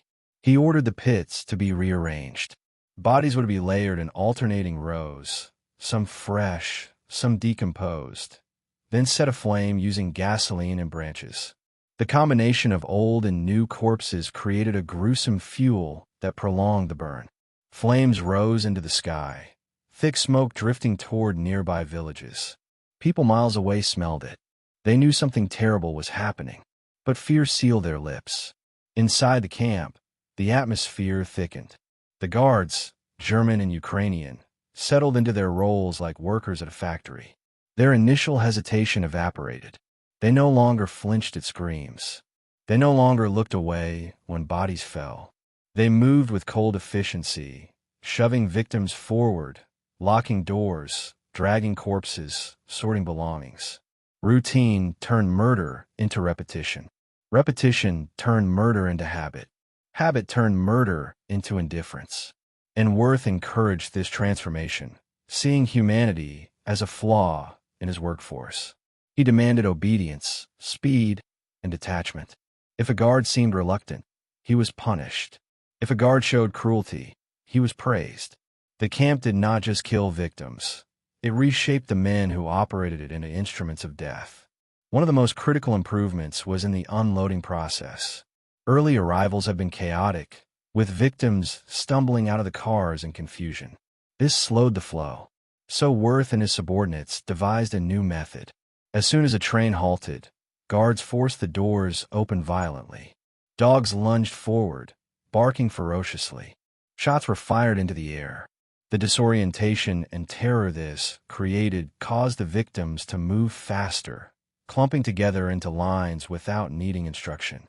Those who fell or resisted were shot immediately. The sight of bodies collapsing under gunfire pushed others forward. Fear became a tool. Panic became an asset. The machine learned how to feed itself. From the unloading area, victims were forced to run, not walk, toward the undressing barrack. Running prevented them from looking around, forming resistance, or understanding the process. Running also disguised the time between arrival and death. Many victims believed the speed meant urgency in relocation. Some thought they were being rushed to showers because of disease protocols. The lies, repeated with unwavering discipline, soothed enough minds to keep the flow moving. Guards shouted, "Faster! Disinfect!" Clothing returned after treatment. The words were practiced, hollow and absolute. Inside the undressing room, the guards' cruelty sharpened. They mocked and beat victims who cried for their children. They ripped jewelry from trembling hands. They ordered women to cut their hair or forced laborers to shear it roughly, leaving behind clumps of curls on the dirty floor. Hair would later be shipped to German factories.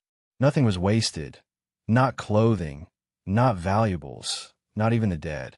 Belzec was not only a killing center. It was an extraction center. Every item, every possession, every piece of gold was collected, sorted, cataloged, and sent to the Reich. Even the teeth of the dead were extracted with pliers once the corpses were dragged from the chambers. Once victims were naked, guards herded them into the tube, a tunnel of wooden planks and barbed wire that had become the camp's most chilling symbol. The tube had originally been built with simple fencing, but as operational needs refined, Wirth ordered it lined with branches, brush, and camouflage to prevent victims from seeing beyond its narrow walls. The ground was raked smooth to avoid tripping hazards. The corners were angled to direct movement straight toward the gas chambers. Everything about the tube was designed to funnel human beings efficiently, stripping them of any sense of direction, hope, or control. The sounds inside were haunting: soft sobs, hurried prayers, the shuffle of bare feet on dirt, and the constant barking of dogs. When victims reached the gas chamber building, guards forced them up the steps with rifle butts. The new chambers were larger, the doors heavier, reinforced with metal bars and bolts. The building now had several rooms, each one designed to kill a separate group simultaneously. Victims stepped inside, pressed together so tightly they could barely raise their arms. Mothers lifted children above the crowd so they could breathe, even for a moment. The walls were damp, the air thick with the smell of bodies, old fear, and the faint residue of earlier gassings. Then came the sound, the unmistakable thud of the doors slamming shut, locks clicking, metal bars dropping into place, the final seal of their fate. Outside, at the rear of the building, the engine roared. The operator adjusted levers, controlling the flow of exhaust. Guards held their hands over the pipe to feel the pressure. When Wirth was satisfied, he nodded. The fumes surged into the chambers. The first gasps turned into screams. The pounding on the walls shook the building. The cries, muffled by thick walls, rose and fell like waves crashing against a shore. Then, slowly, they dissolved into silence. The engine rumbled for a few more minutes to ensure total death. Then it was switched off. The removal teams entered with rags tied over their faces. Even with the cloth, the stench overwhelmed them. The smell of sweat, excrement, vomit, and the unmistakable odor of human death. They dragged bodies out with hook poles, pulling the limp, tangled mass onto the cold ground outside. Corpses were checked for valuables. Mouths pried open, rings cut from swollen fingers, hair shaved if it hadn't been removed earlier. Laborers stacked bodies on makeshift carts to be hauled to the pits or cremation sites. Their hands trembled, but they moved with mechanical speed. To slow down was to die. To protest was to die. To fall was to die. The only path to survival, temporary survival, was obedience. But even obedience had an expiration date. Throughout April, May, and June, the number of transports increased. Ghettos across the region were liquidated. Entire communities erased in days. One train after another arrived, sometimes 3 or 4 in a single day. Belzec strained under the volume. The pits filled faster. The laborers grew weaker. The guards grew more violent. Wirth pushed everyone harder. He demanded that the killing process accelerate, that more victims be processed per hour, that fewer delays occur. The camp became a throbbing engine of destruction, operating from dawn until late afternoon, resting only long enough for the chambers to be cleaned and the pits refilled. By mid-June, Belzec was killing at a rate that shocked even the SS leadership. The camp had been designed to murder thousands per week. It was now murdering thousands per day. Entire transports were reduced to corpses in under 2 hours. The chambers ran nonstop. The pits smoldered. Smoke rose above the tree-line like a signal the world refused to see. But with every refinement of the killing process, with every improvement in speed and efficiency, a darker reality settled into the camp, a sense that Belzec was no longer a place controlled by human decision-making. It had become a machine, a living system that devoured whatever was fed into it. Guards moved like gears, laborers like pulleys, the chambers like furnaces, the engine like a monstrous heart. Belzec had transcended its original design. It had become something far worse, a perfect factory of death. And as summer approached, the Nazis prepared to push it even further. More transports were scheduled, more communities marked for liquidation, more victims unknowingly preparing to board the trains that would take them to Belzec's gates. The camp's momentum was unstoppable, its appetite insatiable. The system was working, the machine was humming, and no one, inside or outside those walls, fully understood how much horror the next months would bring. Chapter 8. Inside Hell. Life and Death of the Jewish Sonderkommando. They were the invisible prisoners of an invisible graveyard. The men forced to live inside the machinery of death, breathing in its fumes, touching its victims, scraping its floors clean of humanity day after day. They were the Jewish Sonderkommando of Belzec. Not an organized unit, not a trained force, but a collection of doomed souls chosen for their strength, their age, their ability to work quickly and die quietly. Their lives were measured in weeks, sometimes days. No one survived long. They were the ones who saw everything. They were the ones who understood the system from its first breath to its final exhale. And they were the ones who would nearly all be murdered to keep that system secret. When the first Sonderkommando were selected in March of 1942, the camp was in its early phase, raw, chaotic, still adjusting its methods. The Germans chose young men from the initial transports, looking for those with broad shoulders, calloused hands, or the desperate willingness to obey. These men were separated from their families, forced to watch as wives, parents, and siblings were driven toward the gas chambers. Some broke immediately, collapsing in the dirt. Those men were shot where they lay. Others stood still, trembling, their eyes hollowing out in minutes. Those were the ones the guards pointed to. You work. The word stabbed deeper than any bullet. It meant survival for a few more hours. Survival long enough to become part of the machine that would consume everyone they loved. Their first task was always the same: drag the bodies from the chambers. The doors would open, and a wave of heat, sweat, bile, and feces would burst out. The men gagged, stumbling backward, their stomachs twisting. Some vomited. Guards beat them until they stood again. The smell clung to their hair, their clothes, their lungs. It seeped into their skin. Even in sleep, it returned, haunting dreams, choking nightmares. They waded through piles of corpses still warm, limbs tangled, faces contorted in final terror. Children crushed beneath adults. Mothers fused to their babies.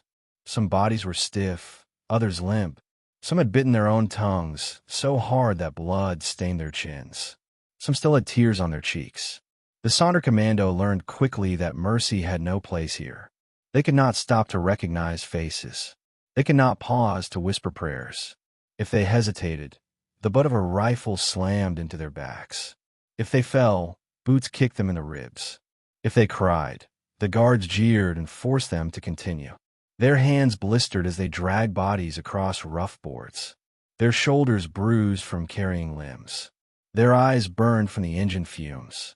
Hour after hour, they worked silently, their minds shutting down piece by piece, building a numbness that barely protected them from the horror. After removing the bodies, the men sorted through clothing and valuables. Mountains of shoes, piles of coats, heaps of children's dresses, and tiny boots collected in the sorting barracks.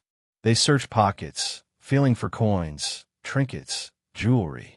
They found wedding rings, letters, crumbs of bread saved for hungry children. Sometimes they found a photograph folded carefully inside a coat. A smiling family posing in front of a home that no longer existed.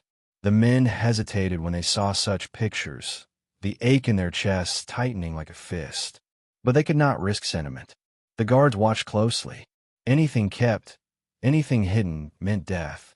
So they threw the photographs into a bin, their hands trembling as if they were discarding the last proof of someone's existence. Their next task was burial. Before the cremation phase began in summer, the bodies were buried in massive trenches behind the chambers. The pits were so large that their edges formed jagged cliffs, the bottom thick with mud and decomposing flesh. The Sonderkommando dragged or carried each corpse to the pits, tossing them in systematic layers. The sound of bodies hitting bodies, soft, dull, sickening, echoed across the site. Flies swarmed in clouds, landing on the men's skin, crawling into their mouths, their eyes, their nostrils. The smell was overpowering, a mixture of death, rot, and chemical fumes that burned their sinuses. Some men fainted. Others vomited until their stomachs were empty. The guards forced them to continue. Death did not slow. The pits needed to be filled. At night, the men were locked inside cramped barracks, their bodies trembling from exhaustion and cold. Sleep brought no peace. Their dreams replayed the day in twisted fragments. The scraping of bodies along the ground, the sound of the chamber doors slamming shut, the screams muffled by thick walls. They woke gasping, dripping with sweat. Some whispered prayers. Others stared into darkness, hollow and broken. They were trapped between life and death, living long enough to handle corpses, dying slowly inside themselves. But even in hell, human instinct clung to sparks of connection. The Sonderkommando formed unspoken bonds. One man would share a scrap of bread with another.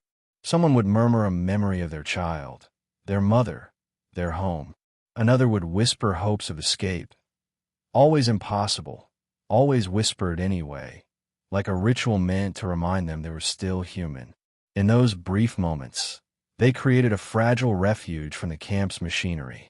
But the refuge always collapsed with dawn, when the guards banged open the barracks and dragged them back into the killing fields.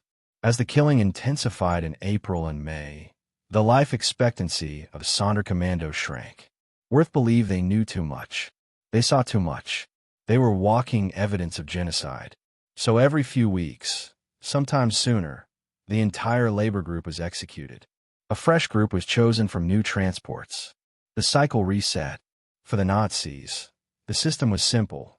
Use victims to destroy victims, then destroy the witnesses. Belzec erased its workers as efficiently as it erased its victims. Some Sonderkommando realized this pattern early. They watched previous groups disappear. They saw guards whisper to one another, collecting ammunition. They heard rumors from the Ukrainian auxiliaries about new laborers arriving. The dread of execution hung over them like a storm cloud.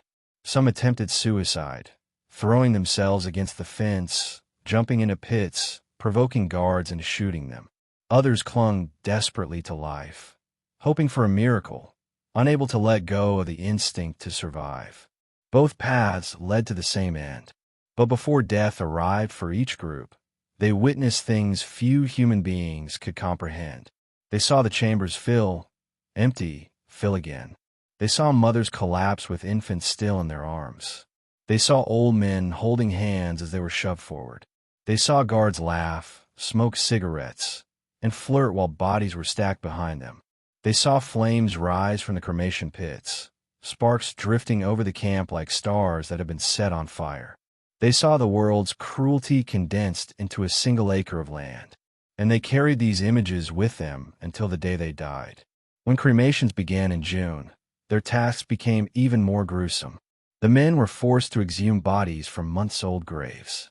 The moment a shovel pierced the earth, gases burst upward, putrid, choking clouds of decay that made the men stagger backward. Skin slipped from bones, limbs detached with the lightest pull. Bodies were swollen, discolored, crawling with maggots. The men gagged violently as they hauled the corpses out, stacking them beside the pits. Then they built enormous pyres, layers of corpses alternating with logs and branches. Lighter fluid and gasoline were poured over the heaps. A guard struck a match. Flames roared. The heat was so intense that the men staggered away, shielding their faces with their arms. For hours, they fed the fires, pushing limbs back into the flames with long metal rods, watching as bones cracked, as flesh shriveled and peeled away. Ash drifted over the camp like gray snow. The ground burned beneath their feet. Their clothes were covered in soot, their lungs filled with smoke. They worked until the fires turned bodies into brittle remains. Then they smashed the bones into powder, using heavy mallets or metal bars. The sound of bone fragmenting, sharp, brittle, distinct, echoed in their ears long after the fires died down. Despite their unbearable suffering, some Sonder Commando tried to resist quietly, in ways that could never succeed but still mattered. A man buried a small prayer book in the loose soil behind a barrack. Another carved a Star of David into a hidden beam. Another whispered names of victims as he threw their bodies into the fire, refusing to let them vanish nameless. These small acts, frail, invisible rebellions, were the last pieces of themselves they could protect. The guards never noticed, or if they did, they didn't care. Nothing the prisoners did could change the machinery of Belzec. Even escape attempts, though nearly impossible, flickered briefly. A few men discussed overpowering guards, stealing rifles, cutting through the fence. But Belzec was a fortress disguised as a camp. The fences were high. The watchtowers were manned. Dogs patrolled constantly. The woods beyond the camp were filled with patrols. And the men were starving, sick, their bodies too broken to run for more than a few minutes. Every time a man tried to flee, he was caught within seconds and shot in front of the others. Wirth used these moments as warnings. "This is your fate," he shouted. "You work until you die." By late summer, the number of Sonder Commando who had passed through Belzec was already in the hundreds. Almost none survived long enough to see autumn. They disappeared into the pits, their bodies burned, their ashes mixed with the ashes of the victims they had handled. The world would lose their names, their stories, their memories. Almost no testimony from Belzec survived, because nearly no witnesses were left alive. That was by design. The Nazis wanted Belzec to be a place erased, not only physically, but historically. A place that annihilated evidence along with people. Yet, for a brief moment, brief enough to be measured in breaths, some of these men left traces that would outlive them. A scrap of paper hidden beneath a floorboard. A whispered confession to a passing laborer from another camp. A scarred tree trunk near the pits with letters carved shakily into the bark. These fragments, tiny and fragile, were the only reasons historians later understood anything about the Sonder Commando of Belzec. Their voices were silenced, but the land remembered. The ground carried their imprint. Belzec's killing apparatus depended on them. Without them, the system could not function. They were the hands that moved the dead, the arms that shoveled the pits, the backs that carried the weight of genocide. And still, They were treated as less than shadows, used, discarded, replaced. As autumn approached, and the camp prepared to accelerate its killing yet again, the lives of the Sonderkommando grew even more precarious. The chambers were running faster, the pits filling quicker, the fires burning hotter. And with each passing day, the men knew that their time was running out. A new transport always meant a new labor group could be taken. A guard's glance could mark them for execution. A moment of fatigue could end their life.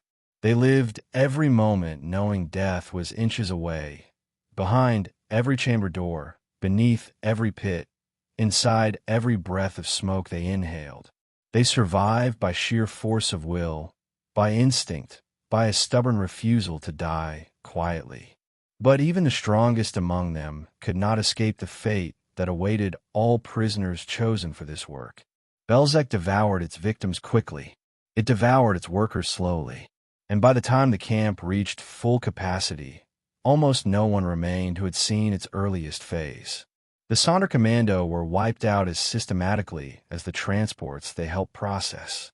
They were the silent witnesses, the men who saw the camp's truth, carried its secrets, lived inside its machinery. And as Belzec's killing reached its peak, their world shrank into a single sentence, a single certainty: no one leaves here alive. Yet the machinery demanded more. More victims, more labor, more fuel for the fires. And in the next months, Belzec would push its system to depths even darker than before. Chapter 9. The Transports of Galicia. The Destruction of Eastern Polish Jewry. By early summer of 1942, the railway lines of eastern Poland had become veins pulsing with human sorrow. From Krakow to Tarnow, from Rzeszów to Zamość, from a sprawling Lwow ghetto to the smallest shtetls of Galicia, a deadly pattern emerged.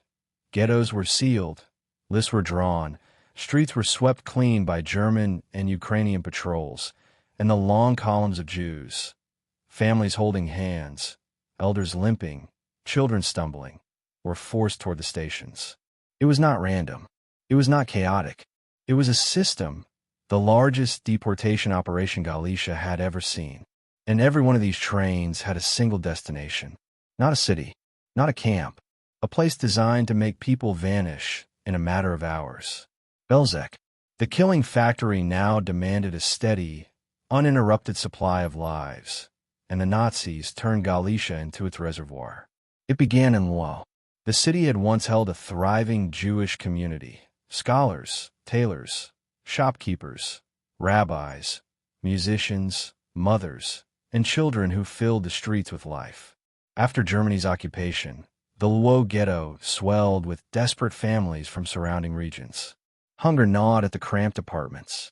Disease crawled through the alleys. German soldiers patrolled the perimeter with calculated brutality. But even in that misery, many believed the worst had passed. They were wrong. In June 1942, German notices were plastered across the ghetto walls. Resettlement. Labor in the East. Bring food for 3 days. Rumors spread like wildfire. Some believed they were being moved to farms. Others whispered of vaguely remembered villages beyond the Bug River. Hope clung to them like a final thread. Hope, as always, was the most effective weapon the Nazis wielded. On the morning of June 22nd, SS officers stormed through the ghetto gates. Whistles shrieked. Dogs lunged. Boots thundered against cobblestones. Families were chased from their homes, forced into the streets with whatever they could carry. A mother dropped a pot of soup still warm from her stove. An elderly man grasped his Torah scroll, refusing to let it fall. Children cried for toys left behind, their voices lost in the frenzy. When the first shots echoed, the crowd surged toward the station. No one dared look back. No one dared speak above a whisper. The trains waited. Long rows of wooden boxcars, the same cars used to transport cattle and coal. They were meant to hold 50 people. The guards forced in 200. The journey to Belzec was short, but the suffering inside those cars stretched time into agony. Darkness smothered the passengers. The wood creaked with every jolt. Bodies pressed so tightly together that breathing became a battle. The smell of sweat, urine, and terror thickened the air. Someone fainted. Someone vomited. Someone prayed. Someone screamed for water until his voice cracked. Mothers tried to lift children toward the slits of air above, their arms trembling. A man, desperate to see what lay outside, pushed his eye to a crack in the wall. All he saw was a blur of trees rushing by, freedom passing by in seconds. The train rattled and groaned, stopping only when another body fell among the passengers. Back in Belzec, the guards had already prepared for the day's arrival. The summer heat pressed down on the camp like a suffocating blanket. Flies swarmed around the pits. The stench of death hung heavy in the air, impossible to escape. For the guards and Ukrainian auxiliaries, the routine was familiar now. The system worked like a polished machine. Wirth inspected the unloading ramp, checking that every guard knew his position. Some stood with rifles raised. Others held back the dogs. Jewish laborers stood at a distance, trembling, knowing they would soon be ordered to drag bodies again. Belzec was ready, and Belzec was hungry. When the first train from Lwów screeched to a halt, guards flung open the doors with a violent clatter. Sunlight poured into the boxcars, revealing faces drenched in sweat, eyes swollen from crying, bodies shaking from exhaustion. Some passengers collapsed, falling face first onto the dirt outside. Others stumbled out blindly, gasping for air. Children were thrown from the cars to hurry the process. The Germans shouted, the dogs barked, and the victims were herded into lines like cattle. Wirth walked among them, his eyes scanning the crowd, not for individuals, but for efficiency. How fast the unloading moved, how quickly the lines formed, how smoothly the flow proceeded toward the undressing barracks. Every movement was part of a calculation. For the victims, the next moments unfolded with breathless speed. They were ordered to leave their belongings on the ground. You will reclaim everything after the bath, the guards lied. Suitcases, blankets, shoes, cooking pots, everything they had brought was snatched away, thrown into piles. The undressing area filled with frantic movement. Clothes were torn for bodies, belts ripped from waists. The guards beat anyone who moved too slowly. Naked and trembling, the victims were driven toward the tube. They clung to each other, whispering prayers through chattering teeth. A little girl cried for her doll. A father shouted his son's name as guards forced them apart. A woman begged to stay with her elderly mother. The butt of a rifle silenced her plea. The tube swallowed them all. And then came the chambers.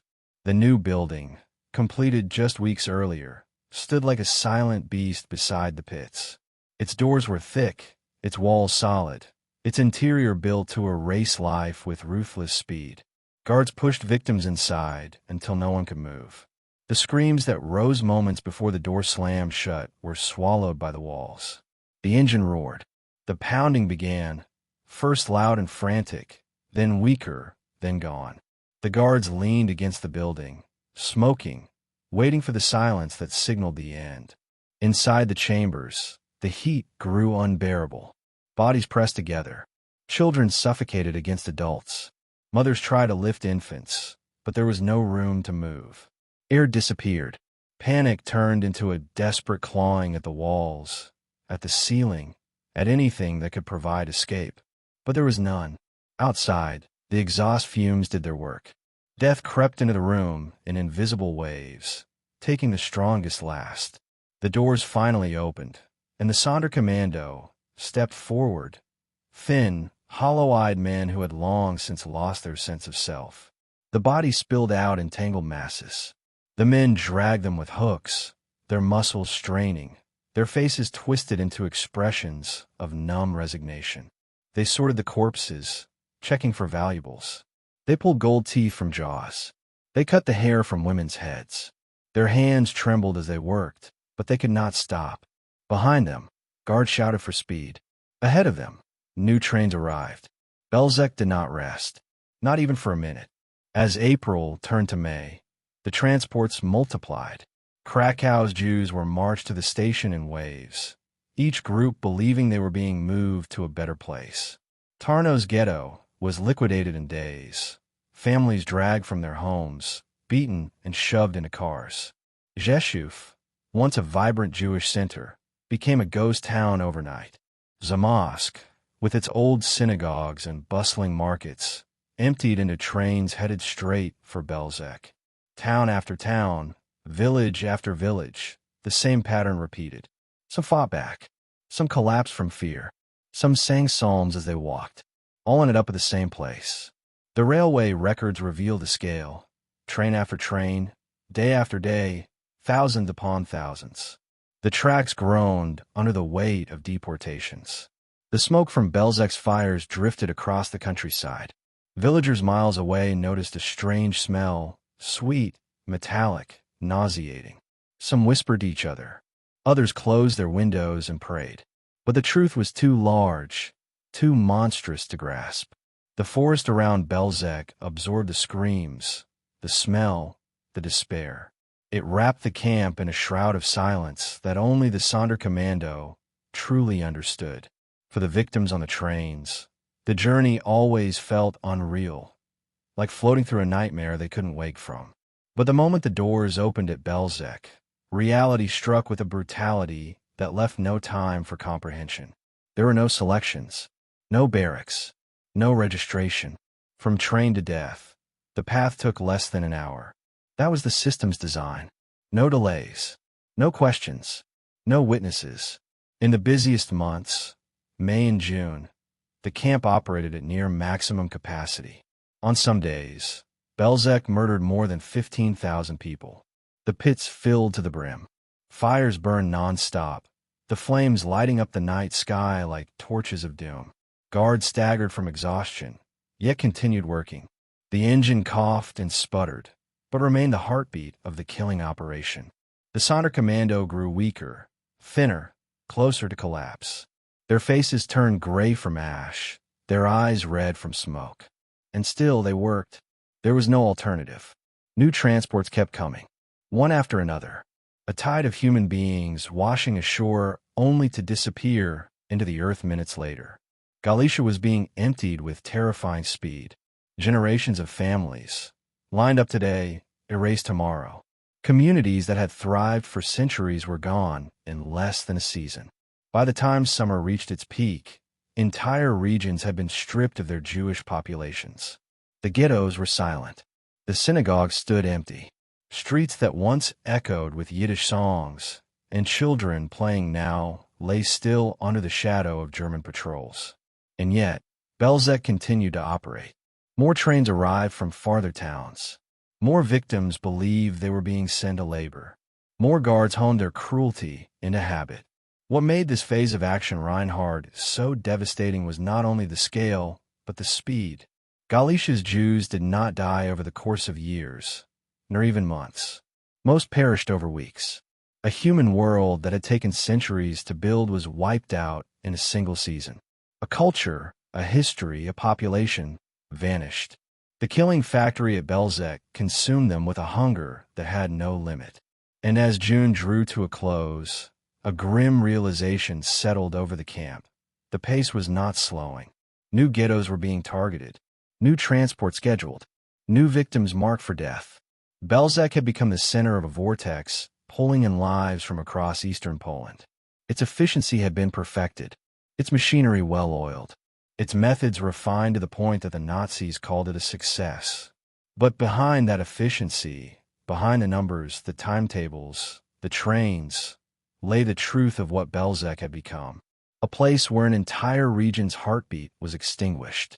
A place where the Jewish life of Galicia disappeared into smoke, ash, and silence. And as the transports continued to roll toward its gates, the camp prepared for the final, most devastating phase of its operation. A phase where the destruction of communities would accelerate even further, and the last surviving eyewitnesses among the Sonderkommando would face a fate as certain as those they served. Chapter 10. The Final Wave. Liquidation of ghettos across the region. By late summer of 1942, the ghettos of eastern Poland existed like flickering candles, dim, fragile, struggling to survive in the suffocating darkness of Nazi rule. Food had run out. Medicine had vanished. Streets were filled with hollow faces, sunken eyes, and bodies wrapped in blankets because families could no longer afford coffins.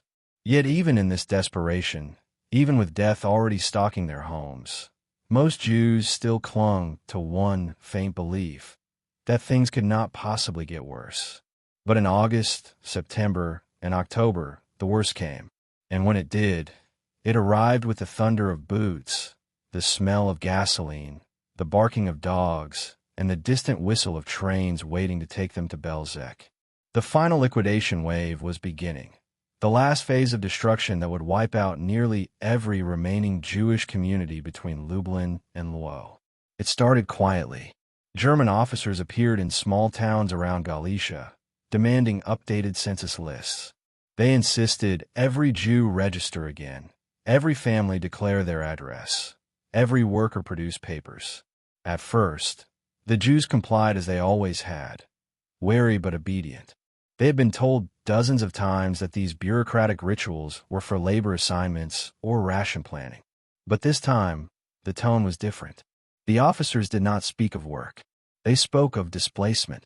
They spoke of new living arrangements. They spoke of unproductive elements. And beneath every word lay a quiet, relentless threat. In places like Rahatin, Zyalasis, and Brody, the Germans ordered all Jews to gather in the market squares. The squares filled with frightened masses, mothers clutching babies, grandfathers leaning on canes, children searching frantically for their parents in the crowd. The summer sun bore down mercilessly, turning the air thick with sweat and tension. The Germans lined the perimeter, rifles raised, dogs straining at their leashes. A few hours passed. Then the gates slammed shut. No one was allowed to return home. No one was allowed to drink from the well. No one was allowed to leave the square until the SS officers finished checking their lists.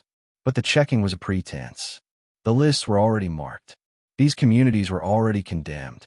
When the trucks arrived, followed by wagons, horse carts, and finally the trains, panic rippled through the crowds. A few men tried to run. They were shot instantly, their blood pooling on the cobblestones. The rest were beaten forward, shoved toward the station in a long, rattling human chain. Parents shouted names into the chaos.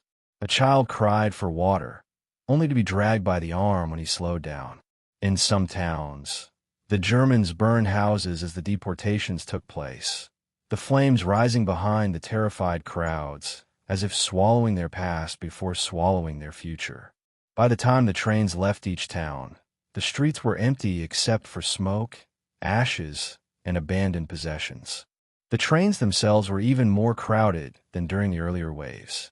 The Nazis knew this was the final sweep of the region. They crammed the boxcars beyond capacity, packing 180 or 200 people in a cars meant for half that number. Some trains carried more than 4,000 people at once. They locked the doors and hammered nails into the cracks to prevent airflow. The inside grew unbearably hot. Babies fainted in their mothers' arms. Men tore their shirts open for breath. Some passengers pressed their faces so hard against the walls that the splinters cut their cheeks. Others collapsed and were trampled as the train lurched forward. Hours passed, then more hours, then sometimes an entire day. By the time the train reached Belzec, many inside were already dead. Those who survived stumbled out into a world designed to finish what the train had started. Belzec had learned from its earlier months. It had refined its killing process like a grotesque assembly line. In the summer heat, the camp smelled of burning bodies, rotting flesh, diesel fumes, and filth, a stench so overwhelming that even guards gagged while standing at their posts. Flies swarmed everywhere, around the pits, inside the barracks, on the Sonderkommando as they worked. Smoke rose daily from the cremation pyres in the tidy, controlled columns described in SS reports as waste disposal operations. Belzec had become a fully optimized killing center, capable of murdering thousands every 6 or 7 hours. And it needed that capacity, because now entire ghettos were being emptied in days. The arrival process during the final liquidation wave was almost mechanical. As soon as the train stopped, the doors flew open with a force that sent the first victims tumbling to the ground. Guards screamed for speed. Dogs lunged. Shots cracked through the air. The Germans, sweating in the August heat, grew more ruthless. They beat people indiscriminately to maintain control. The victims barely had time to orient themselves. Out! Faster! Leave everything! The words hammered them like blows. To the Sonderkommando, who watched from a distance, these scenes became a familiar nightmare. They saw a girl try and pull her grandfather out of the car. They saw a mother who refused to let go of her infant until a guard tore the child from her arms. They saw a man attempt to hide behind a boxcar, only to be dragged forward by his hair. They saw families shouting to each other over the chaos, knowing they would be separated forever. Every sound, crying, shouting, begging, mingled with the barking of dogs and the shouting of guards until it formed a single, overwhelming roar of human despair. Once stripped naked in the undressing barracks, the victims were pushed toward the tube. Guards used whips, rifle butts, and dogs to keep them moving. Many of the elderly collapsed. The guards shot them where they fell and forced the larger group to run over their bodies. The tube echoed with prayers, sobs, and the pounding of hundreds of bare feet. The plank walls trapped the heat, making the corridor feel like an oven. Some victims stumbled and were trampled. Others clung to each other, trying desperately to stay together in their final moments. But the tube was designed to break apart families, to push people forward faster than they could comprehend what was happening. Inside the gas chambers, the summer heat made the air suffocating even before the engine started. The victims were pressed so tightly against one another that their bodies formed a single mass, a living, trembling mass that knew, instinctively, that something was terribly wrong. The guard slammed the doors shut, the metal bars locking into place with heavy thuds. Outside, the engine operator primed the motor. Wirth watched, stopwatch in hand, timing every second. Every moment mattered. The faster each cycle finished, the more trains Belzec could process before nightfall. And nightfall no longer slowed the camp. Wirth had ordered the chambers to operate even in darkness, using lamps and torches to guide the guards. Belzec was now a place that killed around the clock. The engine roared. Inside the chamber, panic erupted. The victims pressed against the walls, clawing at the wood.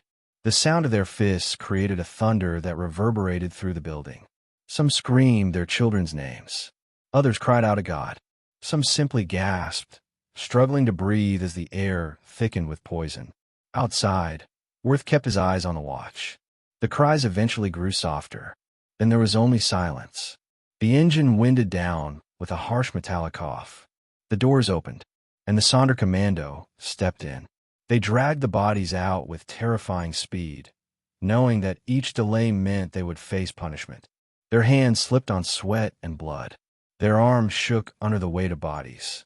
They worked while gagging as the stench hit them like a wave. Decomposition mixed with excrement and gasoline. The guards shouted at them to move faster. The pyres roared. The pits filled. The day grew hotter. And another train arrived. In the ghettos, still awaiting liquidation, terror grew. News leaked in whispered fragments. Don't go to the trains. No one returns. Belzec is a death place. But the Germans intensified their brutality. They stormed ghettos at dawn, firing into buildings, dragging people into the streets. They sealed exits. They burned houses. They killed sick people in their beds. Those who tried to hide were hunted like animals. One family crawled into a sewer. The Germans threw grenades into the tunnel. Others climbed into attics. Soldiers set the roofs on fire. The message was clear. There was no hiding, no escaping, no resistance strong enough to stop the machinery now consuming the region. In many towns, the liquidation lasted only a single day. In others, it lasted 3. But the result was always the same. Trains leaving for Belzec groaned under the weight of thousands. The ghettos left behind were silent, the streets filled with abandoned belongings and bloodstains.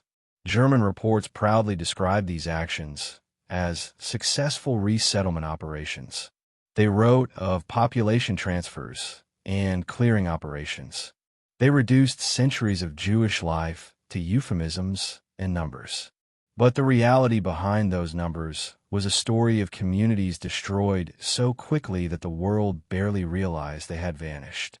The scale of death reached its peak in September, when Belzec processed more victims than at any other time in its existence. The chamber doors never cooled. The pits burned day and night. The guards slept in shifts of 2 or 3 hours. The Sonderkommando worked until their bodies gave out. Then new men were brought in to replace them. There were days when more than 15,000 people were killed. Days when the train tracks outside the camp rattled nonstop. Days when the smoke from the pyres drifted across the countryside like storm clouds. If anyone doubted the purpose of Belzec before, no one doubted now. Every train, every body, every fire confirmed the truth. Belzec was the final destination for a region's Jewish life. A destination without return. A destination without mercy. A destination where death was not an event, but a process. Efficient, continual, perfected. By October, the ghettos of Galicia were nearly empty. The major cities had been cleared. The towns had been wiped clean. The villages lay silent. Jewish voices, once dominant across the region, had been replaced by the footsteps of German patrols and the eerie quiet of abandonment. Belzec had achieved what it was built to do. It had drained Galicia of its Jewish population with terrifying speed. But even as the train slowed and the ghettos fell silent, the machinery of death at Belzec continued to run. It had momentum. It had purpose. And now, with the final wave complete, a new phase was approaching. A phase where the Nazis would confront the consequences of their own destruction, realizing they had built a killing factory so intense that even they struggled to manage the remains of its victims. Belzec had finished its work on the living. Now it would turn its attention to the dead. Chapter 11. A Camp of Silence. The near total absence of survivors. The air over Belzec was heavy and still, a silence that pressed down like a stone. Unlike other camps, unlike Treblinka or Sobibor where whispers of revolt or escape occasionally reached the outside world, Belzec carried a quiet, so complete it seemed unnatural. It was as if the forest and the fields themselves conspired to erase every sound of life. The few who glimpsed the camp from a distance noticed nothing unusual beyond the tall fences, the watchtowers, and the faint smoke curling into the sky. No cries of protest, no songs of despair, no hurried footsteps breaking the oppressive calm. Inside, however, the truth was horrifyingly clear. Every day, the camp consumed its arrivals with such speed and precision that almost no one emerged alive to tell what had happened. Those who entered Belzec were marked by fate with a finality that allowed for no deviation, no survival, no escape. From the first moments of operation, it was evident that survival was a luxury the camp could not afford its prisoners. Unlike Auschwitz, where labor was valuable and selective executions punctuated the system, Belzec treated all victims identically. Every man, woman, child, and elder was moved along the conveyor of death with clinical efficiency. There were no selections, no temporary reprieves, no exceptions. The camp's design had been perfected in the weeks leading up to its opening, tested in experimental killings, refined by every transport that arrived. By the time the largest deportations began, the Sonderkommando, the Jewish prisoners forced to maintain the camp, understood the rules. Work today, die tomorrow. For them, the boundaries between life and death blurred. Each breath, each movement, each task performed meant clinging to a fragile thread of survival, only to have it cut short without warning. Those who worked as Sonderkommando bore witness to the full scale of Belzec's machinery.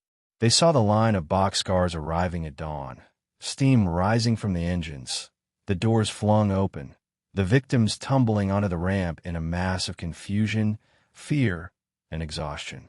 They saw mothers shielding their children, men pressing against the sides of the cars, old women clinging to their neighbors. And they watched as these human beings were funneled through the tube, stripped of clothing, herded into the gas chambers, and eradicated within minutes. Their hands became instruments of the system, dragging bodies, extracting valuables, shoveling earth, managing fire. The psychological toll was immense, and yet it was temporary. The labors themselves would rarely last more than a few months before they, too, were murdered to prevent testimony. Each death erased a witness. Each day of work reinforced the camp's silence. The camp's operational methods left virtually no chance for survival. The combination of rapid gassings, immediate corpse disposal, and constant supervision created an environment where resistance was nearly impossible. Even escape attempts that might have succeeded in other camps were crushed before they could begin. Fences of barbed wire, reinforced watchtowers, and the ever-present patrol dogs surrounded every inch of the camp. Soldiers posted at strategic points could respond in seconds to any disruption. The architecture itself, narrow corridors, single-file channels, isolated chambers, made escape a logistical impossibility. And beyond the walls, the surrounding forests were patrolled, the nearby villages filled with collaborators or frightened civilians who dared not intervene. Belzec was a fortress designed not just to kill, but to obliterate the evidence of its killings. Every survivor was a threat. Every witness was a liability. Yet, for a brief moment in the camp's early months, there were small, desperate acts of human instinct.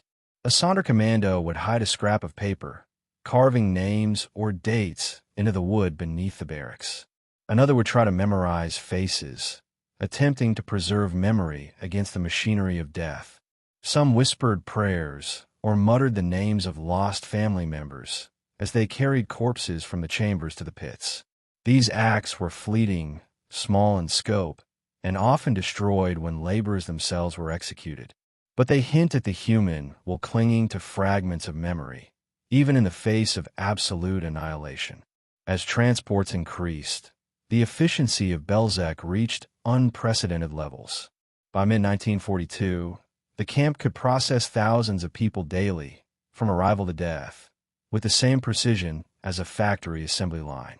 The Sonderkommando were pushed to their physical limits, forced to drag bodies, manage fires, and oversee the removal of clothing and personal items. The speed of operations left victims no time to resist, no time to escape, and rarely even time to understand what was happening. Parents never reunited with their children. Husbands never returned to their wives. Communities were erased in a matter of hours. Belzec became a place where the continuum of life and death was reduced to numbers, schedules, and quotas. Despite the unbroken flow of victims, the camp remained quiet in its outward appearance. From the surrounding forests, smoke could be seen rising from the cremation pits, but the noise of life being extinguished was largely contained within the walls. Villagers reported seeing laborers at work, but they could not comprehend the true purpose of their tasks. The meticulous planning of Wirth and Globoknik ensured that the machinery of death operated with a level of secrecy unmatched by other sites. Belzec's silence was intentional. It was designed to leave no witnesses, not even among those who watched from nearby fields or windows. The near-total absence of survivors was not incidental. Belzec was designed as a camp without reprieve. Unlike other extermination sites where labor or selective killing allowed some to live, Belzec treated every arrival as expendable.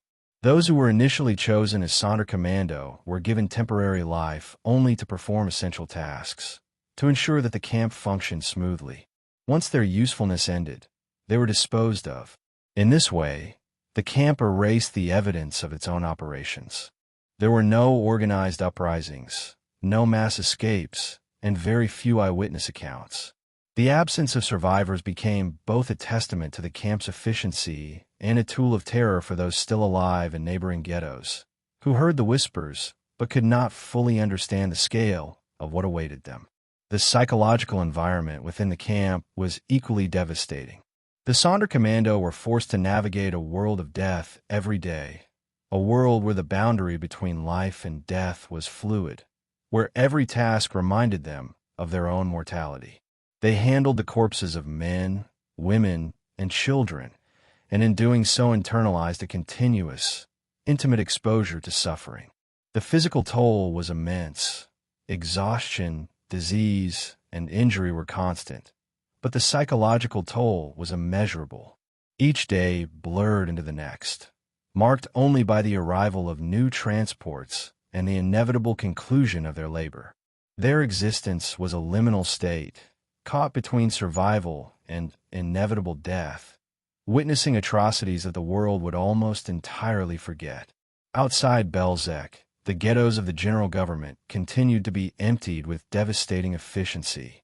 Families were rounded up in the streets, forced to march to the railway stations under guard, threatened by whips and dogs. Children wept, the elderly trembled, and mothers shouted for their missing family members. Trains arrived packed beyond capacity, carrying victims toward the camp, where the system Wirth had designed ensured their swift extermination. Rumors circulated, faint and inconsistent, suggesting that few, if any, ever returned. Those who did witness the process were quickly silenced, either executed or absorbed into the Sonderkommando, themselves fated to die. Belzec's reach extended far beyond its physical gates. Its presence was felt in every town emptied, in every street left silent, in every ghetto shuttered. The process was methodical. The camp had become a machine, but it was a machine run by human hands, each operator subject to exhaustion, fear, and desensitization. Guards followed strict routines, performing their duties with mechanical precision. The Sonderkommando moved with rehearsed efficiency, shuttling corpses, sorting belongings, stoking cremation pyres, and preparing chambers for the next arrivals. The efficiency left no room for error, and the fear of punishment for failure ensured compliance. Death became normalized in the day-to-day rhythm of the camp, not as an abstract horror, but as a tangible, immediate reality. By the end of 1942, Belzec had processed tens of thousands of victims, nearly all of whom would never leave the camp alive.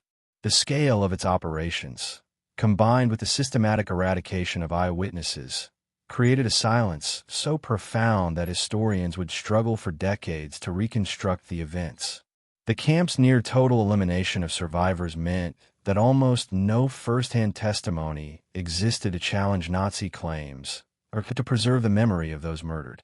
Every arrival was both a victim and a potential witness. Every survivor was a threat to secrecy, swiftly removed from the equation. Yet the absolute silence of Belzec did not equate to invisibility. Trains continued to arrive. Smoke continued to rise. Villagers observed odd activity, hearing dogs, seeing laborers, noticing smoke that could not be ignored. But fear, coupled with the Nazi strategic intimidation, prevented intervention. Even rumors could not fully convey the scale of the extermination. For those outside the gates, Belzec was a place shrouded in mystery, defined only by absence. The absence of people, the absence of sound, the absence of hope. Inside the camp, the cycle of killing, labor, and death was relentless. Transport after transport, victims arrived, were processed, and erased. The Sonderkommando handled each step, their labor creating the illusion of order amid the incomprehensible scale of horror. Each act, each movement, reinforced the camp's efficiency, tightening the cycle and reducing the possibility of escape or survival. By design and by practice, Belzec had become a camp of silence, an extermination center that left almost no trace of its operations, other than the memories of the few laborers forced to witness its processes. Belzec's silence was its greatest weapon. Without survivors, there could be no organized resistance, no detailed testimony, no escape narratives.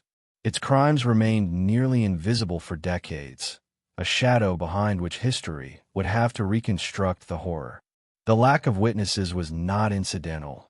It was a fundamental element of the camp's design. It ensured that the machine could operate without interruption and without accountability. It also created a vacuum of memory, a silence that would haunt the few who did survive the war in other ghettos or camps, struggling to comprehend the scale of what had occurred. The near-total absence of survivors left Belzec unique among Nazi extermination sites.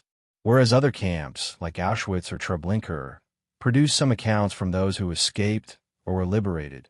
Belzec produced almost none. Its design, its operational methods, and the systematic elimination of witnesses meant that the world would learn only fragments, pieced together from railway records, German reports, and the few Sonderkommando men who had managed temporary survival before being executed. Every human being erased from Belzec reinforced the silence, making the camp an almost mythic sight of death in the eyes of historians and survivors alike. By the winter of 1942, the camp had long since reached its peak in both efficiency and horror. The land itself bore the memory of tens of thousands of bodies. The forests around it remained silent. The nearby villages, emptied of their Jewish populations, could only whisper of smoke and vanished families. And inside the camp, the few remaining laborers, the remnants of the Sonderkommando, moved mechanically through the motions of death, each step bringing them closer to their own end. Belzec had become, in every sense, a camp of silence, where the absence of survivors ensured that the machinery of murder would leave nearly no testimony behind. And yet, even in this silence, the world would eventually remember. Evidence survived in fragments, railway records, German reports, a few buried or hidden scraps of writing. These traces, though sparse, would allow historians to reconstruct the reality of Belzec. The silence of the camp itself, its lack of survivors, became a defining characteristic, a testament to its efficiency and to the unimaginable scale of its cruelty. The near-total absence of witnesses ensured that Belzec would stand apart in history, not only for the lives it destroyed, but for the way it erased the possibility of human memory, leaving only a void that future generations would struggle to fill. Chapter 12. The Machinery Perfected. Belzec at peak efficiency. By the autumn of 1942, Belzec had reached a terrifying level of precision. The camp no longer operated as a chaotic killing ground with makeshift procedures. Every aspect of the system had been tested, refined, and hardened until it ran with the cold, relentless efficiency of a well-oiled machine. From the moment the first boxcar rolled to the ramp to the final shovelful of earth covering the last corpse in the pit, the camp's processes moved with a rhythm that allowed it to destroy thousands of lives every single day. The terror of the victims, the sweat and blood of the Sonderkommando, the meticulous oversight of Christian Wirth, and the obedience of the guards all combined to create a place unlike any other, a factory of death whose efficiency was measured in human lives per hour. The transports had become almost continuous. Trains arrived from Lublin, Lwów, Krakow, and Tarnow, each carrying over 1,000 people crammed into boxcars built for far fewer. The doors opened with a crash that announced the arrival to the guards and the Sonderkommando, while inside, the passengers struggled for air and balance. Infants screamed, elderly men stumbled, mothers clutched their children desperately, and the sick and exhausted collapsed into the snow and dirt of the ramp. Yet all of this disorder existed within the parameters the Nazis had designed. The unloading, though violent, was managed with a precision born of brutal calculation. Guards forced the line into formation. Dogs lunged. Whistles screamed. And in less than 30 minutes, the victims were funneled into the undressing barracks. Every step had been rehearsed. Every second had been accounted for. Inside the barracks, victims were stripped of their clothing and valuables. The floor became a chaotic landscape of boots, coats, hats, and bags, swept aside by laborers and guards alike. Some attempted to hide small items, clinging desperately to a scrap of silver or a photograph. The Sonderkommando retrieved these objects quickly, their hands trembling as they sorted, cataloged, and prepared them for transport to storage. The smell of sweat, fear, and human waste filled the room. Mothers whispered to their children, trying to soothe them, but the cries of hundreds of others made sound meaningless. In these moments, the camp functioned like a machine, not only to kill, but to erase identity. Every personal item, every last scrap of life, was stripped away before the victims even realized the depth of their fate. The tube, The narrow, fenced pathway leading from the undressing area to the gas chambers was now perfectly calibrated. Victims were forced into single-file lines, guided by the shouts of guards and the barking of dogs. The structure itself prevented escape, eliminated hesitation, and maximized throughput. Every angle, every plank, every turn had been calculated by Wirth to ensure that resistance was impossible and that the pace never slowed. Even panic, which might have caused bottlenecks, was managed. A single gunshot, a whip across the back, or the sharp bark of a dog was enough to push people forward. The tube was not merely a corridor. It was a tool of psychological manipulation designed to convert fear into efficiency. Inside the gas chambers, the process had been perfected. Multiple rooms allowed simultaneous gassings, each chamber equipped with reinforced doors, airtight seals, and the engine that provided a continuous flow of lethal carbon monoxide. Wirth had timed each group meticulously, noting the duration required to ensure complete death. Laborers arranged the bodies efficiently, ensuring that the chamber could be cleared and prepared for the next transport without delay. There was no room for hesitation. There was no room for mercy. Each chamber functioned like a factory line: intake, processing, output. The only difference was the product was human life. The removal of bodies had also become an industrial operation. The Sonderkommando, their muscles hardened by weeks of labor, dragged corpses with hooks and poles to the pits or cremation sites. Fires roared as bodies were stacked, soaked in gasoline, and set ablaze. The smoke rose in thick plumes, visible for miles, carrying the scent of burnt flesh across the surrounding forests. Flies and scavengers swarmed the pits, feeding on what remained. The Sonderkommando, gagged and blinded by smoke, moved with mechanical precision. Their movements were rehearsed, their bodies numb to the horror they enacted. Death was now both process and performance, perfected to maximize output and minimize disruption. Valuable items, once personal effects, were removed systematically. Rings, gold teeth, coins, and jewelry were stripped from the corpses. Clothing was sorted and stored for shipment. Hair was cut and bundled. The camp's efficiency extended beyond the act of killing. It encompassed the total extraction of human value from each victim, ensuring that even in death, every person contributed to the Nazi war effort in some material form. Nothing was wasted. Nothing was left behind. Belzec's operations were complete from arrival to erasure, a seamless conveyor of death and desolation. The psychological toll on the Sonderkommando was immense. They worked in constant exposure to death, handling the bodies of children, parents, and neighbors. They lived amidst the smoke, the stench, and the horror, knowing that their own fate was equally sealed. Those who faltered in hesitation or humanity, were executed. The laborers moved with a combination of fear and resignation, knowing that their survival depended on the speed and efficiency of their work. Each day, they became more like cogs in the machine itself, their humanity eroded by the necessity of participation. For the guards, the routine also became standardized. The constant influx of transports meant strict schedules, precise formations, and coordinated movement. Guards stationed at the ramp, the tube, and the chambers executed their duties with disciplined monotony. Mistakes were punished. Hesitation was not tolerated.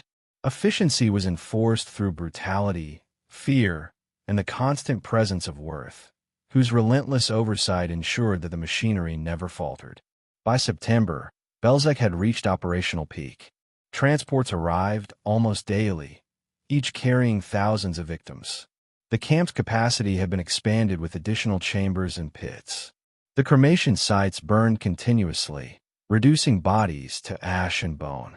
The surrounding forest became silent witnesses to the horror, absorbing the smoke, the screams, and the terror.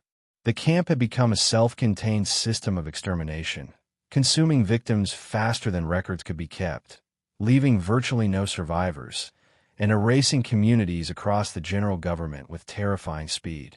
The Nazis meticulously documented these operations, though in their euphemistic language. Reports recorded numbers processed, transferred, or resettled, obscuring the reality of mass murder. Yet the records themselves revealed the scale: thousands per day, tens of thousands per month. Each number represented a life extinguished, a family destroyed, a culture erased. Belzec's efficiency was measured not in labor output, not in production quotas, but in the number of human lives annihilated. It had become a prototype for mechanized genocide, a testament to the meticulous cruelty of its designers and operators. Outside the camp, the impact of Belzec's operations was clear. Entire ghettos had been emptied. Towns across Lublin, Galicia, and southeastern Poland were silent. Streets that once echoed with life were now empty. Buildings abandoned. Markets shuttered. The scale of destruction was almost unimaginable. Survivors from neighboring communities whispered rumors of the camp, of the trains, of the smoke. But fear, repression, and distance prevented accurate understanding. The camp remained, for the outside world, a place of mystery, its silence reinforced by the absence of witnesses. Within Belzec, the system's efficiency continued to evolve. Adjustments were made to the tube, the chambers, the pits, and the cremation sites. Wirth monitored every detail. Guards were rotated to maintain alertness. Laborers were replaced as they grew weak or sick. Every day presented logistical challenges: trains delayed, engines failing, bodies overwhelming the pits. But the system adapted. Each problem was solved swiftly. The machinery ran like clockwork, each cog functioning with lethal precision. Even in this perfected system, the human cost was staggering. The Sonderkommando lived in constant fear, witnessing the continuous slaughter of thousands, handling corpses in every state of decomposition, and knowing their own lives were temporary. The guards, though removed from direct labor, were desensitized by the scale of violence. Victims had no chance, no recourse, no understanding of the machinery that would end their lives. Belzec had become a place where efficiency eclipsed morality, where human life was reduced to a function of speed, process, and output. By late autumn, Belzec had operated at its peak for several months. The camp had refined every step of its killing process. Arrivals were managed with precision. Undressing and sorting occurred without delay. The tube funneled victims efficiently. The gas chambers killed swiftly, and the Sonderkommando managed the disposal of bodies with practiced skill. Transports from Lublin, Lwow, Krakow, Tarnow, and countless smaller towns arrive on a near-daily basis, each one feeding the camp's insatiable machinery. The scale of destruction was unparalleled. Communities across the region had been erased, and the camp continued to operate without pause. And yet, despite this perfected efficiency, Belzec remained a place of unimaginable horror. The smoke rising from the cremation pits carried the scent of death across the countryside. The screams, though muffled by walls and distance, echoed in the minds of those who glimpsed the camp. The Sonderkommando, hollowed out by weeks of labor, continued to toil, aware that their own deaths were imminent. The guards, hardened by routine, executed their duties without hesitation, their faces blank, their hands steady. The machinery of extermination ran smoothly, precisely, efficiently, leaving almost no trace except for the lives it consumed and the silence it enforced. Belzec, at its peak, was more than a camp. It was a system, a machine, a factory of death perfected to erase human life with speed, precision, and terrifying regularity. And as the autumn months closed, the camp continued to demand victims, laborers, and firewood, ensuring that its momentum would remain unbroken until the Nazi leadership decided it had fulfilled its purpose. The machinery was perfected. The victims were reduced to numbers. The witnesses, almost all, were silenced. Belzec had become the ultimate instrument of systematic genocide, operating with a cold, horrifying efficiency that left almost no survivors, almost no evidence, and an indelible mark on the history of human atrocity. Chapter 13, The End of Operation, Belzec's closure and the Nazis' attempt to erase evidence. By the spring of 1943, Belzec had fulfilled the grim purpose for which it had been created. Months of relentless operation had emptied the ghettos of Lublin, Galicia, and the surrounding regions. Thousands of towns and villages had been stripped of their Jewish populations. The forests around the camp seemed to absorb the echoes of screams, the smoke from cremation pyres drifting like a permanent shadow over the landscape. The camp had become a machine of death perfected, a site where human life was reduced to numbers, schedules, and quotas. Yet for the Nazi leadership, the very efficiency of Belzec now presented a problem. Too many witnesses, too much evidence, too much physical trace that could survive the war and testify against them. The decision was made. Belzec would be closed, and every trace of its operations would be obliterated. The process began quietly, with orders issued from Berlin to Globoknik and Wirth. The camp was to be dismantled in the same methodical manner that it had operated, with one difference. Now, the machinery would work in reverse, erasing rather than creating death. Buildings were torn down, fences removed, watchtowers dismantled. The gas chambers, once the heart of the camp, were destroyed. Brick by brick, plank by plank, the structures that had witnessed the mass extermination were reduced to rubble. Wirth supervised the process personally, ensuring that the work was complete, thorough, and untraceable. Every sign of occupation, every trace of the killing operation, was to be eliminated. At the same time, the pits that had held tens of thousands of bodies were exhumed. Jewish laborers from remaining transports, their faces hollow, their hands raw from months of grueling work, were forced to dig. Corpses were pulled from the earth, sometimes in partial decomposition, sometimes still bearing the expression of final terror. The stench was overpowering, mixing with the smoke from the fires used to cremate previous layers of bodies. These men, the last Sonderkommando, knew that their work would not save them. They were witnesses, and the Nazis would leave no witnesses alive. Their labor was a final, forced testimony to the camp's horrors before they, too, would be executed. The corpses were burned in pyres, the fires fed with gasoline, timber, and anything combustible. Flames licked the cold spring air, the smoke thick and acrid, carrying the smell of death over the surrounding forests. Bones cracked in the heat, flesh shriveled, and teeth popped free. Laborers wielded long poles to move bodies, arranging them to maximize the fire's efficiency. The screams and cries of earlier victims had long since vanished, leaving only the silent rhythm of work punctuated by occasional commands from the guards. This was the final act of erasure, turning the evidence of mass murder into ash and smoke, a landscape cleansed of its living and its dead alike. Meanwhile, the Nazis removed every object of value, every trace of human presence. Clothing was burned or shipped back to Germany. Personal items, gold, jewelry, and valuables collected from the victims were sorted, cataloged, and sent to Berlin. Even the hair that had been shaved from women's heads was bundled and transported. It was not only a campaign to hide evidence. It was a campaign to reclaim value, to salvage wealth from the bodies of the dead. Belzec had been a factory of death, and even in its closure, it operated as a machine of extraction and erasure, leaving nothing behind for the world to reconstruct its horrors. The laborers themselves were not spared. Once the last corpses had been burned and the camp dismantled, the Sonderkommando were executed. They had been forced to witness and participate in every aspect of Belzec's operations. Their knowledge made them a liability. Even as spring thawed the frozen earth, they were led to the pits, shot, and buried.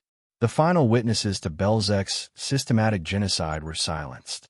The camp would leave almost no first-hand testimony, almost no survivors, and only fragments of evidence for historians to reconstruct decades later.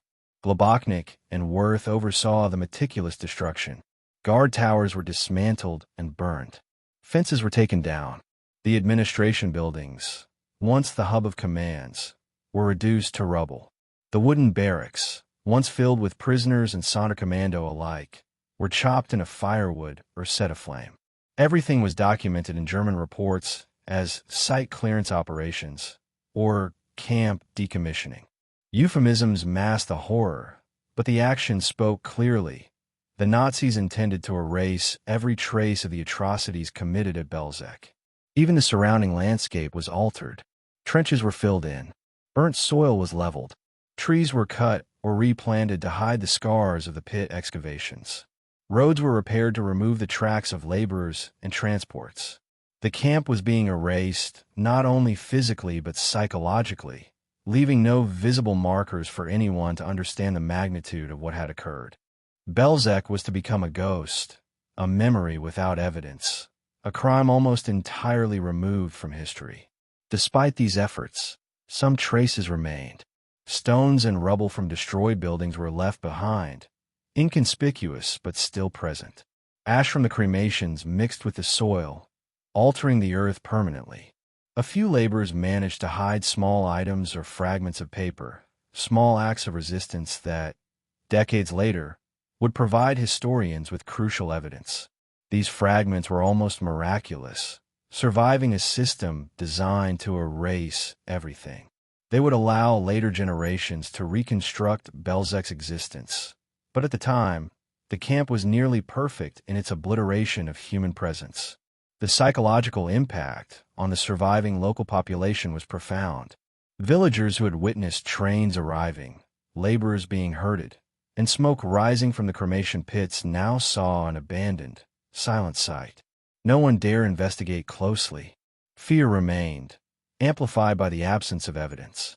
They knew something terrible had occurred, yet the scale, the method, and the sheer magnitude of the operation remained beyond comprehension. Belzec's silence became its final weapon, a psychological barrier to understanding the crime committed there. In Berlin, the camp's closure was reported as a successful decommissioning. Globoknik received accolades for the efficient clearance of the site, a bureaucratic euphemism masking the murder of hundreds of thousands of people. Wirth documented every step meticulously, ensuring that orders and actions could be traced, but also that the terminology obscured the reality. The Nazis' obsession with documentation was a twisted paradox. Detailed records existed of numbers, trains, and operations, but these reports never revealed the human suffering and loss that underlay them. Belzec's efficiency in both murder and erasure had become a model for concealment. By the summer of 1943, Belzec was gone. The fences were removed, the towers demolished, the gas chambers destroyed, the pits emptied or covered. Even the smoke no longer rose. The land returned to a semblance of normalcy, at least on the surface. Crops could be planted, villagers could walk the fields, but the soil, scarred and infused with ashes, retained the memory of horror. Anyone who knew its secret carried it in whispered conversations or unspoken fear. The genocide was complete, and the camp's existence had been almost entirely erased from physical reality. Historians later pieced together Belzec's story from fragmentary evidence, railway records, German administrative documents, survivor testimonies from neighboring camps, and the rare remnants of Sonderkommando accounts. They revealed the staggering scale. Estimates suggest between 450,000 and 540,000 Jews were murdered at Belzec, virtually all of them from the ghettos of eastern Poland. The camp had achieved the goal it was designed for with terrifying efficiency, leaving almost no trace and almost no survivors. Its legacy was silence, a void into which an entire population had vanished.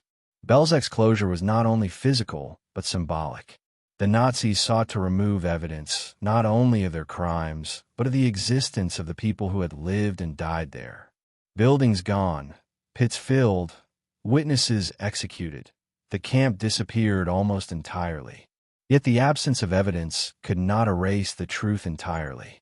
The scale of the operation, the meticulous planning, the systematic extermination, and the human suffering endured remained documented in fragments.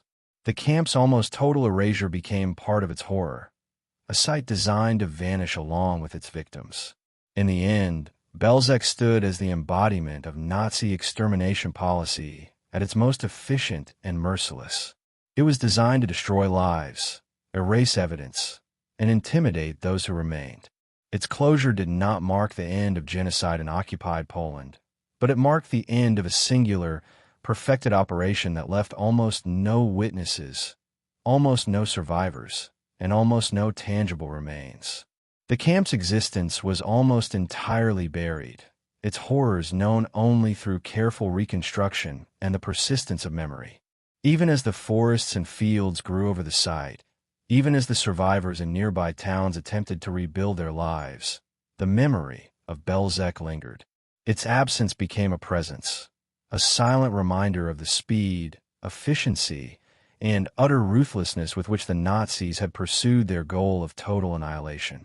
The camp, erased almost entirely from the earth, remained indelible in the historical record as a testament to human cruelty, planning, and the terrifying precision of industrialized murder. Belzec's closure was the final act in its brief but catastrophic existence. It had consumed hundreds of thousands of lives.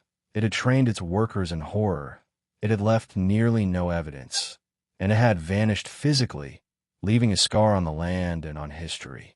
And yet, despite the Nazis' efforts, the truth survived, fragmented, hidden, almost impossible to piece together, but undeniable.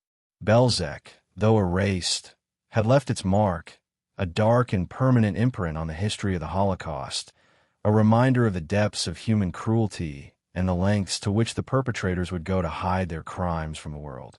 Chapter 14. Belzec in Memory and History. The Ghost of a Forgotten Camp. Long after the smoke had cleared and the last of the Sonderkommando had been executed, Belzec remained a place of haunting silence. The fields where thousands had been dragged, the forests that had absorbed the sound of screams, the earth that had held the bodies of men, women, and children, all were left to the slow reclamation of nature. Yet the absence of life did not mean the absence of memory. Though the camp had been dismantled, erased almost entirely by the Nazis in their attempt to obliterate evidence, the legacy of Belzec persisted in fragments. Stories whispered in the villages nearby, reports filed in distant offices, and later, the painstaking work of historians who pieced together the truth for what little remained. Belzec became, in many ways, a ghost camp, a site of atrocity almost entirely erased from physical existence, yet etched indelibly into human consciousness. In the immediate aftermath of its closure, the villages surrounding Belzec struggled to comprehend what had occurred. People remembered the trains, the smoke rising from the cremation pyres, the laborers moving in exhausted silence, the guards with dogs barking and rifles raised. They saw families disappear, houses emptied, streets quieted. Yet fear prevented them from speaking openly. Many had lost friends or neighbors to deportation. Rumors and partial observations circulated, but the truth of Belzec, its precise purpose, its efficiency, the scale of death, remained almost entirely hidden. The physical erasure of the camp reinforced a psychological silence. It was as if the land itself conspired to bury its secrets. For those few who had survived nearby ghettos, the memory of Belzec was both vivid and incomprehensible. They spoke in hushed tones of trains that arrived full and left empty, of families that vanished without a trace, of smoke and fire in the distance. Children remembered mothers crying, fathers pleading, the terror of forced marches to the station. These memories, though fragmented and secondhand in many cases, became part of the oral history that survived despite the Nazis' best efforts.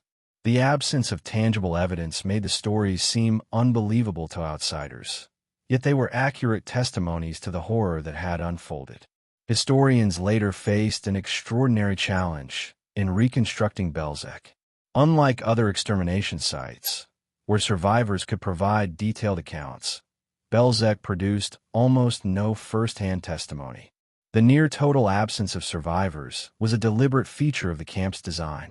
The Sonderkommando who had maintained operations were themselves executed to prevent the transmission of knowledge. As a result, the camp left behind a vacuum of eyewitness accounts, a silence that the Nazis had engineered to mask their crimes. Researchers had to rely on railway documents, German administrative reports, the few hidden testimonies of laborers, and fragments of evidence from neighboring camps. From these pieces, they reconstructed a narrative of industrialized death, of systematic murder on an unprecedented scale. Belzec's efficiency was almost unparalleled. The camp had processed hundreds of thousands of victims in a matter of months, each transported group arriving from ghettos across eastern Poland, each processed with meticulous timing from arrival to extermination. The gas chambers had been engineered for speed, the tube for control, the cremation pits for disposal. The camp functioned like a machine, and its operators, Sonderkommando, guards, officers, acted as cogs in a system designed to erase life efficiently and leave almost no evidence. Even the personal belongings, the clothing, the hair, and the gold extracted from the victims were removed systematically. The camp was a model of industrialized murder, an assembly line of human destruction perfected in months of horrific experimentation and operation. Yet in its erasure, Belzec also became a symbol of absence. Unlike Auschwitz or Treblinka, few monuments, few records, and few survivors remained to testify to the scale of the atrocities. The land returned to its rural state, fields and forests masking the scars, hiding the graves beneath grass and underbrush. The absence of physical structures made it easy for the world to forget. Yet this silence itself became a testament to the camp's efficiency and cruelty, a measure of its success in both murder and concealment. The ghost of Belzec lingered not in buildings or smoke, but in absence itself, a void where tens of thousands of human lives had vanished. As post-war investigations began, Belzec presented extraordinary challenges. The Nuremberg trials, while documenting Nazi crimes across Europe, contained very little on Belzec, precisely because there were almost no survivors and so little physical evidence. Investigators pieced together information from German records, train schedules, and reports filed by SS officers. Occasionally, fragments of testimony from forced laborers or local witnesses emerged, describing smoke, fires, and the arrival of trains. But the lack of direct testimony from the victims themselves created a gap in understanding, a silence that mirrored the camp itself. Belzec became both a historical site and an abstraction, its horrors reconstructed from documents and the few scattered traces that survived the Nazis' attempt at erasure. Belzec also holds a particular place in the history of Holocaust memory because of its almost total absence of survivors. Whereas other camps have living testimony, photographs, and extensive documentation, Belzec exists primarily in historical reconstruction. Scholars estimate that between 450,000 and 540,000 Jews were murdered there, almost all from the surrounding regions of eastern Poland and Galicia. The vast majority were killed without leaving behind personal narratives, without surviving witnesses, and without physical evidence.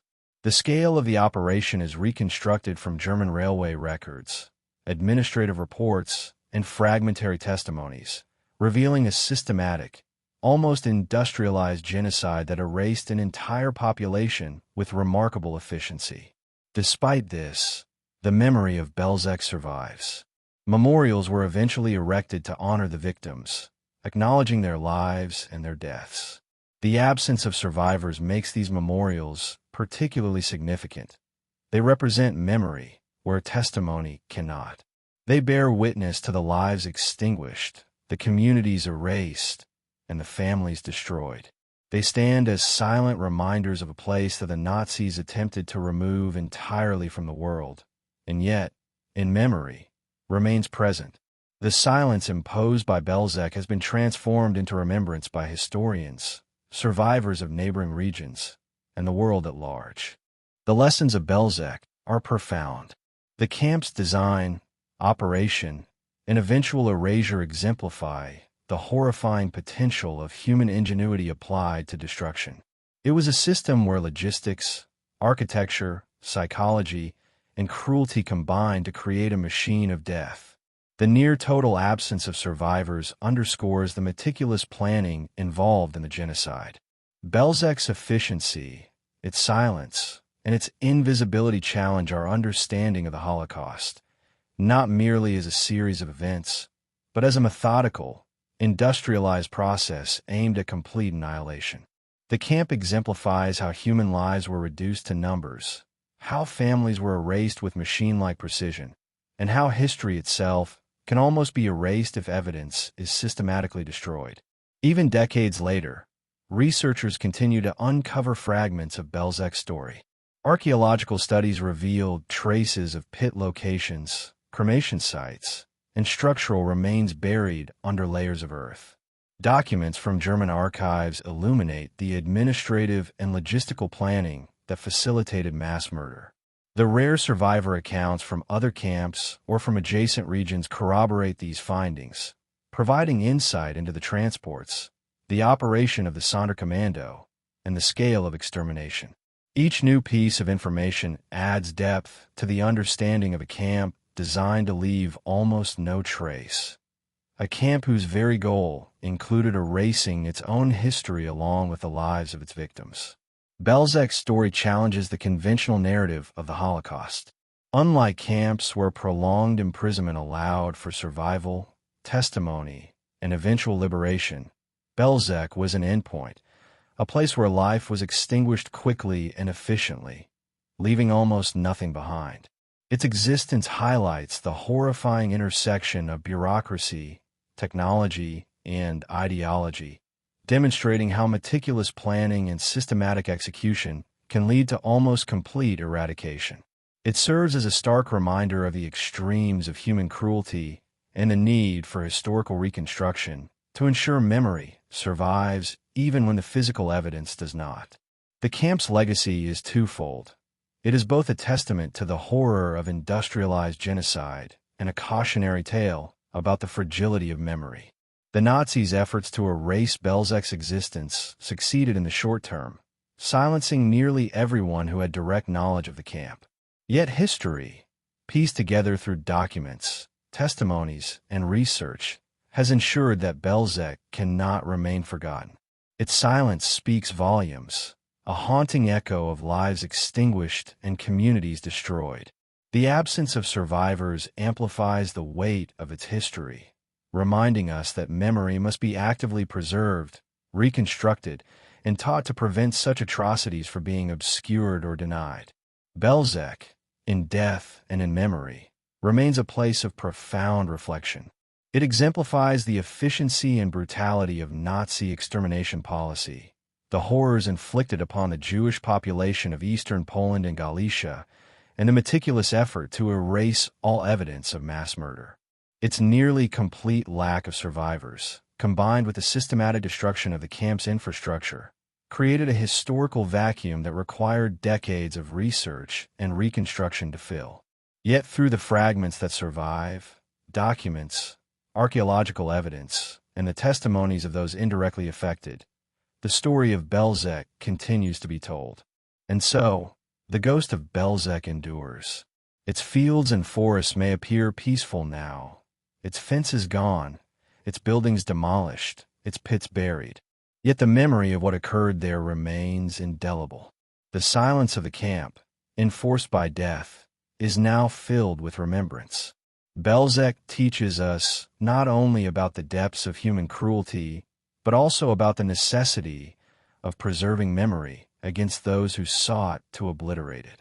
Even in its absence, the camp bears witness, a stark, unflinching testament to the lives taken, the families destroyed, and the communities erased. Belzec was almost entirely forgotten for decades, but its history cannot be erased. It serves as a somber reminder of the capacity for organized human cruelty, the precision of industrialized murder, and the enduring importance of historical memory. The camp stands in history not as a place of survival, but as a monument to absence, a site where the machinery of genocide was perfected, where lives were extinguished with terrifying efficiency, and where memory itself had to be reconstructed from fragments left behind. Even in silence, Belzec speaks, its ghost echoing across time to ensure that the world remembers the unimaginable scale of its crimes and the near-total erasure of the communities it consumed. Chapter 15. Belzec Remembered. Reckoning, Legacy, and the Shadow of Silence. Even decades after the last trace of Belzec had been erased from the landscape, its memory lingered like smoke in the trees. The camp, dismantled, buried, and nearly invisible, left behind only the faint imprint of its existence in the soil, in fragments of documents, and in the whispered testimonies of survivors from neighboring towns. Belzec had been the most efficient of the Nazi extermination camps, consuming hundreds of thousands of lives with a speed and precision that left almost no survivors, almost no evidence, and almost no witnesses. Yet even in its near-total erasure, Belzec demanded to be remembered. Its legacy is not written in walls, or towers, or rails, but in history itself. The reconstruction of a horror almost entirely erased, a genocide conducted with mechanical exactness, and a human tragedy that the world could never fully forget. In the immediate aftermath of the war, few people knew what had occurred at Belzec. Unlike Auschwitz, which produced survivors and testimonies, or Treblinka, which became known through uprisings and escapees, Belzec remained largely invisible. The forests had swallowed its structures, the pits had been exhumed and burned, the Sonderkommando had been executed. The only signs of the atrocities were traces in railway records, administrative files, and the rare mention in the testimonies of those deported from surrounding ghettos. Scholars, investigators, and later Holocaust historians faced the daunting task of reconstructing a camp that had been designed to leave almost no evidence. In many ways, Belzec's silence became part of its horror, amplifying the scale of what occurred by rendering it nearly invisible to the world at the time. Survivors from neighboring regions recalled trains arriving, smoke rising over the forests, and laborers moving in exhausted silence. They spoke of the smell of burning flesh and the strange noises emanating from the direction of the camp.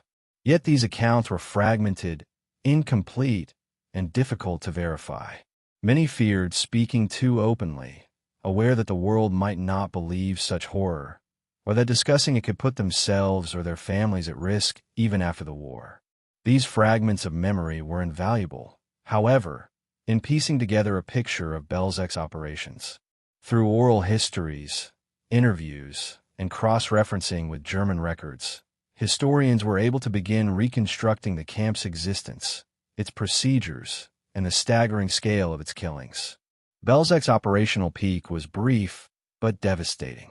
Hundreds of thousands of Jewish men, women, and children from Lublin, Galicia, and surrounding regions have been murdered within months. Trains arrived daily, sometimes carrying more than 1,000 people each. The undressing barracks, tube, gas chambers, and pits functioned as a seamless system. The Sonderkommando, forced laborers who processed corpses, were executed regularly to prevent testimony. Even the collection of valuables, clothing, and hair was methodical. Belzec was not a camp for labor, nor a place where prisoners could survive by chance. It was an extermination machine designed for efficiency, secrecy, and total destruction. Its effectiveness was measured in human lives eliminated per day, per transport, per hour, leaving almost nothing behind to testify to the scale of its crimes. The Nazis, in dismantling the camp, sought to erase every trace of their atrocities. Buildings were torn down or burned. Trenches and pits were filled in or destroyed. Personal belongings were removed, shipped, or incinerated. The forest reclaimed the land, obscuring what had once been a site of continuous horror. Even the remaining Sonderkommando were executed, ensuring no witnesses survived to tell the story. Yet despite these efforts, some evidence survived. Archaeological studies, remnants of cremation pits, fragments of rail tracks, and German documents all provided the pieces necessary to reconstruct the operation. Every recovered detail revealed the horrifying precision with which Belzec functioned, and the meticulous planning behind its near-total erasure. The camp's near-total absence of survivors presented a profound challenge to memory and recognition. While Auschwitz and Treblinka became symbols of Nazi extermination partially due to the testimonies of survivors, Belzec's silence meant that it could almost be forgotten. Yet scholars persisted. From railway schedules to administrative orders, from witness fragments to the occasional photograph, Belzec was reconstructed in the historical record. Its story, though incomplete in terms of human testimony, revealed a genocidal efficiency unmatched by most other camps. In this way, Belzec serves as both an example of industrialized murder and of the difficulty of documenting crimes designed to leave no witnesses. The legacy of Belzec extends beyond its operational period. It is a symbol of the scale and efficiency of Nazi extermination policy, an illustration of how industrial methods were applied to human lives. Its destruction and concealment highlight the lengths to which the perpetrators went to hide evidence, demonstrating an acute awareness of their crimes' immorality even as they executed them.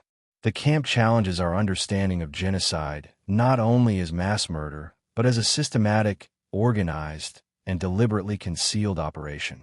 Belzec's absence of survivors and the erasure of physical evidence underscore the deliberate intent to obliterate both life and memory. Memorialization of Belzec has been slow but deliberate. Unlike other camps with abundant survivor testimony, Belzec required a historical and archaeological reconstruction to identify the location and commemorate the victims. Monuments and memorial sites have been established, often incorporating stones, plaques, and symbolic sculptures to honor the lives destroyed. Trees planted in memory, inscriptions, and small museums help preserve what little physical evidence remains. These memorials serve a dual purpose. They honor the victims and educate future generations about the mechanics of a genocide almost entirely erased from the physical world. The silence of Belzec is countered by deliberate remembrance, ensuring that history does not overlook the scope of its atrocities. Historians have also emphasized the importance of documenting Belzec as a warning. The camp exemplifies the capacity for systematic, bureaucratic, and technological means to be applied to human extermination. Each transport, each chamber, each pit was designed to maximize efficiency and minimize delay. The absence of survivors amplified the Nazis' control over the narrative, making the camp both invisible and absolute in its terror. Belzec's history reminds the world that genocide can be mechanized, that secrecy can magnify its impact, and that memory must be preserved even when physical traces are scarce. The human dimension of Belzec is profound. While numbers and logistics convey the scale, they cannot fully capture the lives destroyed. Fathers and mothers, children and grandparents, scholars and tradesmen. Each person had a story, a history, and a future that was obliterated in hours or minutes. Survivors from neighboring ghettos remembered the empty streets, the missing families, and the smoke rising in the distance. The lack of survivors within Belzec itself magnified this tragedy, leaving communities without witnesses, leaving history with gaps that can never be fully filled. The camp silence is a testimony in itself, a stark reminder of the efficiency with which lives were extinguished. Belzec's erasure also demonstrates the deliberate intent of the Nazis to hide their crimes. Unlike other camps where survivors could testify, Belzec was designed to eliminate witnesses. The Sonderkommando were executed. Buildings were destroyed. Evidence was removed. Even the land was altered to obscure the pits and cremation sites. This effort to erase all traces reflects a calculated understanding of the enormity of their crimes and the potential for accountability. It also underscores the challenges faced by historians in reconstructing events where the perpetrators meticulously attempted to leave nothing behind. Despite these challenges, Belzec's history has been pieced together through documents, archival research, and physical investigation. Researchers have used railway records to trace the deportations, administrative orders to understand the camp's operation, and archaeological surveys to locate pits and cremation sites. These fragments collectively provide a picture of industrialized extermination, revealing the methods, scale, and intent behind the killings. The camp emerges as a horrifying model of efficiency, secrecy, and brutality, a testament to the organizational skill applied to genocide. Belzec also serves as a reminder of the fragility of historical memory. Its near-total absence of survivors means that without dedicated research and documentation, the camp could have remained largely unknown. The efforts to preserve its history underscore the importance of testimony, records, and physical evidence in reconstructing events where silence was imposed deliberately. Belzec's legacy is a cautionary tale. The absence of survivors does not erase history, but it does demand active effort to ensure that memory persists. In modern times, Belzec is commemorated not only as a site of mass murder, but as a lesson in human cruelty and the consequences of ideological extremism. Memorials and educational programs aim to teach about the Holocaust in its entirety, emphasizing that even sites with few survivors represent enormous human tragedy. Visitors to Belzec are confronted not by the structures themselves, for most have vanished, but by the weight of history and the scale of loss. The silence of the site amplifies the horror, forcing reflection on the lives destroyed and the societal complicity that allowed such a place to exist. The story of Belzec also intersects with broader Holocaust scholarship.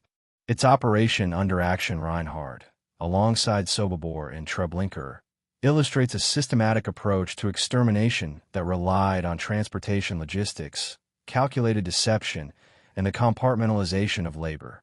Belzec's near-total eradication of evidence and survivors makes it uniquely difficult to study, highlighting the challenges historians face in documenting events intended to be erased. Yet the camp's legacy is preserved through careful scholarship, testimony from surrounding areas, and the physical traces that remain. Belzec remains, in essence, a place defined by absence. Its victims were nearly all killed, its structures destroyed, its laborers executed, and its evidence removed. Yet the camp endures in memory, history, and scholarship. It exemplifies the culmination of industrialized murder, the terrifying precision of Nazi extermination policy, and the lengths to which perpetrators went to hide their crimes.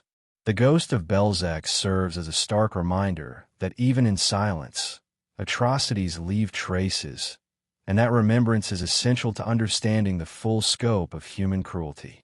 As history continues to examine Belzec, the camp teaches that the horrors of genocide are amplified by efficiency, secrecy, and the absence of witnesses. Its nearly complete erasure challenges our understanding of accountability, memory, and justice. Yet through diligent reconstruction and memorialization, Belzec's story persists, ensuring that the lives lost, the communities destroyed, and the terror imposed are never forgotten. The camp may have vanished from the physical world, but in memory, scholarship, and conscience, Belzec endures, a silent, haunting, and indelible monument to the consequences of hatred and the importance of bearing witness. Belzec's history, though largely reconstructed, speaks with clarity about the depths of human cruelty, the mechanisms of systematic extermination, and the consequences of ideological fanaticism applied with cold efficiency. Its legacy challenges all who study it to understand not only the scale of the atrocity, but the deliberate effort to erase it from the world. And in remembering Belzec, humanity confronts a truth both simple and devastating. Even when a camp disappears from sight, its memory and the lives it consumed demand to be acknowledged, recorded, and never forgotten.